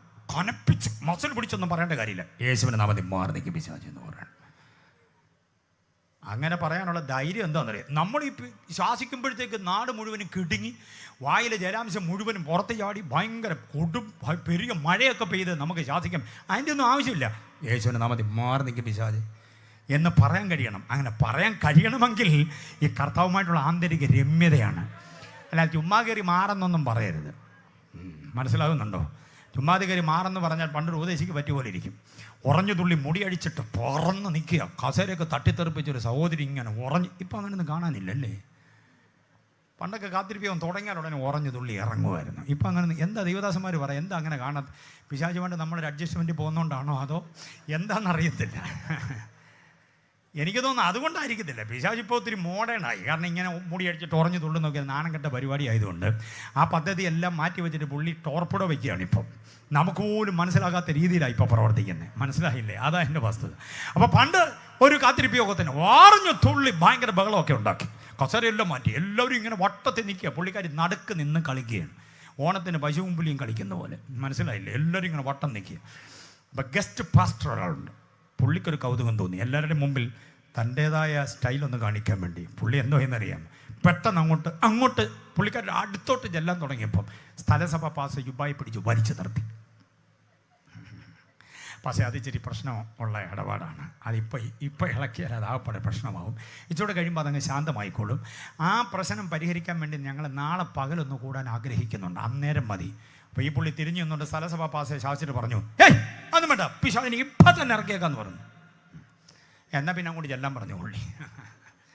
അതാണല്ലോ ഇങ്ങോട്ട് പിടിച്ചാൽ വന്നില്ല പിന്നെ എന്ത് ചെയ്യാനേ പറ്റുള്ളൂ. പുള്ളി അങ്ങോട്ട് ചെന്ന് മുടിയൊക്കെ മുമ്പോട്ട് അഴിച്ചിട്ട് ഇങ്ങനെ ഒരുമാതിരി പരുവത്തിലിങ്ങനെ നിൽക്കുന്ന പിശാചിൻ്റെ ഇടയ്ക്കിലൂടെ ചെന്നു. നീ ആരാ, ഏതാ, എന്താ, എവിടുന്നാ, എന്തിനാന്നൊക്കെ 5-6 ചോദ്യം ഒറ്റയടിക്കൊരു പാക്കേജ് പോലെ അങ്ങോട്ട് ചോദിച്ചു. പിശാച് കുലുങ്ങിയത് പോലും ഇല്ല. പതിയെ മുടിയുടെ ഇങ്ങനെ അങ്ങോട്ട് മാറ്റിയിട്ട് കാണാൻ ഇച്ചിരി വഴി ഉണ്ടാക്കി പുള്ളിയുടെ മുഖത്തോട് നോക്കി. എന്നാ? അപ്പോൾ പുള്ളി ചോദിച്ചതാ നാട് മുഴുവനും കിടുങ്ങത്തക്ക രീതിയിലാണ് ചോദിച്ചത്. സാത്താൻ ശാന്തമായിട്ട് ചോദിച്ചു, എന്നാ? അപ്പോൾ പുള്ളിക്ക് മനസ്സിലായി സംഗതി കുഴപ്പമാണ്. പുള്ളി പറഞ്ഞു, ചുമ്മാ ചോദിച്ചെന്നുള്ളതേ ഉള്ളൂ. ആവശ്യമില്ലാത്ത ഒരു പണിക്കും പോകരുത്. ജീവിതം സൂക്ഷിച്ചോണം, സാക്ഷ്യം സൂക്ഷിച്ചോണം. നമ്മുടെ രാത്രികളും നമ്മുടെ പകലുകളും അറിയാവുന്നത് പിശാചിനും കൂടെയാണ്, ദൈവത്തിന് മാത്രമല്ല. നിൻ്റെ മൊബൈൽ ഫോണിനകത്ത് എന്തൊക്കെ ഉണ്ടെന്നും കൂടെ പിശാചിനറിയാം. നമ്മൾ ചിന്തിക്കുന്ന പാസ്വേഡ് നമുക്ക് മാത്രമേ അറിയാവുന്ന, നാട്ടിലെ സകല പിശാചിനും അറിയാം നിൻ്റെ പാസ്വേഡ് എന്തുവാണ്. ആരുമായിട്ടാണ് ഇടപാടെന്നുള്ളത് പിശാചിനറിയാം. എതുവഴിയാണ് വന്നത്, എതുവഴിയാണ് പോകുന്നതെന്ന് അറിയാം പിശാചിന്. ഇതൊക്കെ അറിയാവുന്ന പിശാചിനോട് ചുമ്മാ കയറി കളിക്കരുത്, നാണം കെട്ടുപോകും. അതുകൊണ്ട് ഓർത്തുകൊള്ളണം, മഹാദൈവമായവനുമായി ചേർന്ന് നിൽക്കണം. കർത്താവിൻ്റെ ശക്തി നമ്മിലേക്ക് വ്യാപരിപ്പിക്കണം. യേശുവിൻ്റെ നാമത്തിൽ എന്നൊരൊറ്റ വാക്ക് പറയുമ്പോൾ അന്ധകാര ശക്തി നമിക്കണം മുൻപിൽ. ആ വിധമായൊരു ശുശ്രൂഷയുടെ നടത്തിപ്പിന് വേണ്ടി ഏൽപ്പിച്ചു കൊടുക്കണം. 2024 കർത്താവ് നടത്താൻ പോകുന്ന വ്യത്യസ്തമായിട്ട് എത്ര പേര് ഏറ്റെടുക്കും? ഇന്ന് രാത്രി എത്ര പേര് ഏറ്റെടുക്കും? കർത്താവ് വ്യത്യസ്തമായ നിലയിൽ നടത്താൻ പോവുക. ആ കർത്താവിൻ്റെ മഹാദൈവത്വം ഒന്ന് ഏറ്റെടുത്താൽ മതി. ക്രിസ്തു മഹാദൈവമായവന്, മറന്നു പോകരുത്, മഹാദൈവമായവൻ, അവനെ മാത്രം ആരാധിക്കണം. കർത്താവുമായി മാത്രം ബന്ധം കൂടണം. കൊലോസ്യലേഖനം താഴോട്ട് ഇങ്ങനെ പറയുമ്പോൾ 16-ാമത് വാക്യം സൃഷ്ടിതാവായ ക്രിസ്തു, 17-ാമത് വാക്യം മമ്മിമാരെ പപ്പമാരെ എന്ന് ഓർമ്മപ്പെടുത്തി ഞാൻ വാക്കുകൾ അവസാനിപ്പിക്കും. ഷർജൻ പാസ്റ്ററിനോട് സമയം പറഞ്ഞതൊക്കെ തീർന്നുപോയി. അല്പം കൂടെ ഞാൻ ഒറ്റ വാക്യം കൂടെ പറഞ്ഞ് 17-ാം വാക്യം കൂടെ മാത്രം പറഞ്ഞ് നിർത്താം. 17-ാം വാക്യത്തിൽ ഇങ്ങനെ പറയുന്നു, അവൻ സർവ്വത്തിനും മുൻപേ ഉള്ളവൻ. ക്രിസ്തു ആരാ? നാട് കേൾക്കണം, ഇന്നലെ ഉണ്ടായതല്ല ക്രിസ്തു. ആരെല്ലാം കൂടെ ആരാധിച്ച് സ്തോത്രം പറഞ്ഞ് സ്തുതിച്ച് പുകഴ്ത്തി സ്തുതി എന്ന സിംഹാസനത്തിൽ കയറ്റിയിരുത്തിയപ്പോൾ ദൈവമായതല്ല യേശു. അവൻ മുൻപേ ഉള്ളവനാണ്. മുമ്പേ ഉണ്ടായവനല്ല, മുമ്പേ ഉണ്ടാക്കപ്പെട്ടവനുമല്ല, മുമ്പേ ഉള്ളവൻ. ഉള്ളവൻ എന്ന് പറയണമെങ്കിൽ ഉണ്മയായവൻ എന്നാണ് എൻ്റെ അർത്ഥം. മനസ്സിലായോ? ഉണ്ടായവൻ എന്ന് പറഞ്ഞാൽ ആരംഭമായി പോയി. ആരംഭമുള്ളതിനെല്ലാം അവസാനമുണ്ട്. ഉണ്ടാക്കപ്പെട്ടവൻ എന്ന് പറഞ്ഞാലും ആരംഭമുണ്ട്, ആരംഭമായാൽ അവസാനമുണ്ട്. പക്ഷെ ഉള്ളവൻ എന്ന് പറഞ്ഞാൽ ആരംഭത്തിനതീതൻ. ആരംഭമില്ല, അവസാനമില്ല, ജനനമില്ല, മരണമില്ല, തുടക്കമില്ല, ഒടുക്കമില്ല. പച്ച മലയാളത്തിൽ പറഞ്ഞ ജയന്തിയില്ല, സമാധിയില്ല. അതാണ് എൻ്റെ കർത്താവ്. അങ്ങനെയാണെങ്കിൽ ആ കർത്താവിന് കൊടുക്കാൻ പറ്റുന്നൊരു പേര് അവൻ നിത്യനാണെന്നുള്ളതാണ്. ഇന്നലെ തുടങ്ങി നാളെ ഒടുങ്ങിയതല്ല. ബെത്ലഹേമിൽ തുടങ്ങി ഗോൽഗോഥായിൽ തീർന്നതല്ല എൻ്റെ യേശു. ബെത്ലഹേമിന് മുൻപേ എൻ്റെ കർത്താവ് ഉണ്ട്. ഗോൽഗോഥായ്ക്ക് ശേഷവും എൻ്റെ യേശുവുണ്ട്. എത്ര പേർക്ക് മനസ്സിലാകുന്നുണ്ട്? ഓ ഹല്ലേലൂയ! ബെത്ലഹേമിൽ തുടങ്ങിയ ഒരു യേശുവിനെയാണ് ക്രിസ്മസ് വിളക്കും ഇവിടുത്തെ വിപണനശാലയൊക്കെ കാണിക്കുന്നതെങ്കിൽ അതിന് മുൻപേ ഉള്ള ഒരു യേശുവുമായിട്ടാണ് നമുക്ക് ബന്ധം. എത്ര പേർക്ക് ബോധ്യമാകുന്നുണ്ട്? അതിന് മുൻപേ ഉള്ളവൻ. ഹല്ലേലൂയ! സത്യദൈവത്തിൻ്റെ തിരുവവതാരമാണ് ബെത്ലഹേമിൽ നമുക്ക് കാണാൻ കഴിയുന്നത്. പക്ഷേ അതിന് മുൻപേ അവൻ മഹാദൈവമായിട്ട് തന്നെ ഉണ്ട്. സകലത്തെയും സൃഷ്ടി ചെയ്തവൻ, സകലവും അവൻ മുഖാന്തരം അവനായിട്ട് അവൻ നിമിത്തമുണ്ട് എന്നാണ് 16-ാം വാക്യത്തിലുള്ളത്. അതുകൊണ്ട് അവൻ മുൻപേ ഉള്ളവനാണ്. 17-ാം വാക്യത്തിൽ പറയുന്നവൻ മുൻപേ ഉള്ളവൻ. മമ്മിമാര് കേൾക്കണം, പപ്പാമാര് കേൾക്കണം. അതിനൊരു ചിന്തയാണ്. 17-ാം വാക്യത്തിൽ 2-ാം ഭാഗം, അവൻ സർവ്വത്തിനും ആധാരമായവൻ. എത്ര പേര് വിശ്വസിക്കുന്നുണ്ട്? എല്ലാറ്റിനും ആധാരമായവൻ. പ്രസ്ഥാനത്തിന്റെ ആധാരം കർത്താവാ, അല്ലാതെ അമേരിക്ക എന്ന് വരുന്ന പണമല്ല. നമ്മുടെ ആധാരം, നമ്മുടെ ആരോഗ്യത്തിന്റെ ആധാരം കർത്താവാണ്, അല്ല നമ്മുടെ കുടുംബ ഡോക്ടർ അല്ല. എത്ര പേര് വിശ്വസിക്കുന്നുണ്ട്? നിംസിലും കിംസിലും മിംസിലും ഒക്കെ സ്ഥിരം സന്ദർശകരാകാം, കുഴപ്പമില്ല, പൊയ്ക്കൂ. പക്ഷെ നിന്റെ ആരോഗ്യം, നിന്റെ യൂട്രസിന്റെ, കിഡ്നിയുടെ, കരൾ വീക്കത്തിന്റെ, തലച്ചോറിന്റെ, ഹാർട്ടിന്റെ, വാൽവിന്റെ ഒക്കെ ആധാരം കർത്താവിന്റെ കയ്യിലാന്ന് പറഞ്ഞാൽ ഏറ്റെടുക്കാൻ എത്ര പേർക്ക് കഴിയും? Praise the Lord. ഉണ്ടാക്കുന്ന പണം മുഴുവനും ഏതെങ്കിലും ഒരു ഹോസ്പിറ്റൽ വ്യവസായിയുടെ കീശയിലേക്ക് കൊണ്ടു കൊടുക്കാതെ മുഴങ്കാലമടക്കി പ്രാർത്ഥിക്കാനിരുന്നാൽ ശത്രു നിന്റെ മുമ്പിൽ വീഴുന്ന കൂട്ടത്തിൽ രോഗബന്ധനങ്ങൾ അടിഞ്ഞു മാറിപ്പോകാനിടയാകും. മനസ്സിലായില്ലേ? വിടുതൽ രോഗസൗഖ്യത്തിലൂടെ പ്രാപിക്കാനിടയാകണം. രോഗശാന്തി വിശ്വസിച്ച് തുടങ്ങിയതാണ് കേരളത്തിലെ പെന്തക്കോസ്ത് ചരിത്രം എന്നുള്ളത് മറന്നു പോകരുത്. അടിപ്പിണരുകളാൽ സൗഖ്യം വരുത്തിയിരിക്കുന്ന വാക്യം മാത്രം പോരാ. രോഗശയ്യയിൽ അവൻ എനിക്ക് സഹായകനാണെന്ന് പാടിയ മാത്രം പോരാ. ആ സൗഖ്യം നാം ഏറ്റെടുക്കുവാനിടയാകണം. വിശ്വസിക്കുന്നവർക്കായി ദൈവത്തെ സ്തുതിക്കുന്നു. നമ്മുടെ ആരോഗ്യത്തിന്റെ ആധാരം, നമ്മുടെ ആഹാരത്തിന്റെ ആധാരം, നമ്മുടെ കുഞ്ഞുങ്ങളുടെ ഭാവിയുടെ ആധാരം കർത്താവിന്റെ കയ്യിലാണ്. എത്ര പേര് വിശ്വസിക്കുന്നു? കർത്താവിനെ സത്യമായി, വിശുദ്ധമായി, വിശ്വസ്തമായി, വിശ്വാസമായി സേവിച്ചാൽ നിന്റെ തലമുറ അന്യാധീനപ്പെടത്തില്ല. വിഭാവന ചെയ്യുന്നതിനേക്കാൾ ഉന്നതമായ പദവിയിലേക്ക്, ഭാഗ്യത്തിലേക്ക്, ശുശ്രൂഷയിലേക്ക്, റെസ്പെക്റ്റീവ് പൊസിഷനിലേക്ക് കർത്താവ് ഉയർത്തിക്കൊണ്ടുവരുമെന്ന് ഞാൻ ഇന്ന് രാത്രി വേദിയിൽ നിന്ന് പറയുന്നതിന് വിശ്വാസത്തോടെ ഏറ്റെടുക്കാൻ എത്ര പേർക്ക് കഴിയും? നാളുകളായി നീ ചുമന്ന് നടന്ന വേദപുസ്തകത്തെ ചുമന്നുകൊണ്ടിറങ്ങാൻ വീട്ടിലൊരു കുരുന്നില്ലെന്നോർത്ത് വേവലാതിപ്പെടേണ്ട. തലമുറകളിൽ ചിലരെ ദൈവം ഇത് ഏൽപ്പിക്കുക തന്നെ ചെയ്യും. തലമുറകളിൽ ചിലര് നിന്റെ സാമ്പത്തിക ബാധ്യത നീക്കാനായി ദൈവം എഴുന്നേൽപ്പിച്ചുകൊണ്ട് വരും. എന്നും അരാജകത്വത്തിന്റെ നാൾ വഴിയിലൂടെയല്ല. അവരെ വളർത്തി വലുതാക്കാൻ പാടുപെട്ടതും തൊഴിലുറപ്പിന് പോയതും വല്ലവന്റെയും അടിമപ്പണി ചെയ്തതൊക്കെ കർത്താവ് കണ്ടിട്ടുണ്ട്. നിന്റെ തലമുറയ്ക്ക് വേണ്ടി ദൈവം അതല്ല ഒരുക്കുന്നത്, അതിനപ്പുറത്തൊരു വിശാലമായ വഴിത്താരയുണ്ട്. എത്ര മമ്മിമാർ ഏറ്റെടുക്കും? വിശാലതയിലേക്ക് നിന്റെ തലമുറയെ കൊണ്ടുവരുവാൻ, അവരെ ഉന്നതമായ പദവിയിലേക്ക് ഉയർത്താൻ കർത്താവിന് കഴിയും. കാരണം ആധാരം കർത്താവിന്റെ കയ്യിലാണ്. ആധാരം എന്ന് പറഞ്ഞാൽ അടിസ്ഥാനം, അനുഗ്രഹത്തിന്റെ, ആരോഗ്യത്തിന്റെ, ആയുസിന്റെ, ആഹാരത്തിന്റെ, ശുശ്രൂഷയുടെ, ഭാവിയുടെ, പ്രസ്ഥാനത്തിന്റെ, ശുശ്രൂഷിക്കുന്ന സഭയുടെ ആധാരം കർത്താവിന്റെ കയ്യിലാണ്. അത് നാട്ടിലെ സുവിശേഷ വിരോധികളുടെ കയ്യിലല്ല, ഇവിടുത്തെ ഗവൺമെന്റിന്റെ കയ്യിലല്ല. സഭയുടെ ആധാരം കർത്താവിന്റെ കയ്യിലാണെന്ന് പറഞ്ഞാൽ ഏറ്റെടുത്ത് ദൈവത്തെ സ്തുതിക്കാൻ എത്ര പേർക്ക് കഴിയും? ഇങ്ങനെ താഴോട്ട് പഠിച്ചു പോയാൽ ക്രിസ്തുവിന്റെ മഹത്വം അതിശ്രേഷ്ഠമാണ്. ബോധ്യമായവർ കർത്താവിനെ സ്തുതിച്ചു തുടങ്ങിക്കാട്ടെ. ബുക്കും പുസ്തകവും പേനയും എല്ലാം ആ കസേരയിലേക്കൊന്ന് മാറ്റി വെച്ചിട്ട് ധൈര്യത്തോടെ ചാടിയൊന്ന് എഴുന്നേറ്റ് നിന്ന് ദൈവസന്നദ്ധയിൽ കൊയർ മുൻപോട്ട് വരുന്നു. പാട്ടിന്റെ ചില ശരണങ്ങൾ പാടുന്നു. അവരൊന്ന് സജ്ജമാകട്ടെ. പക്ഷെ അതുവരെ കേട്ട വചനത്തിന് മുൻപാകെ തങ്ങളെ തന്നെ ഒന്ന് ഏൽപ്പിച്ചു കൊടുക്ക്. ഈ സന്ദേശത്തിന്റെ അവസാനം എത്തിയിട്ട് ഞാൻ നിർത്തുകയല്ല. സമയം അധികം മുൻപിൽ ഇല്ലാത്തത് കൊണ്ട് ഇവിടെ അവസാനിപ്പിക്കാൻ നിർബന്ധിതമാകുമ്പോൾ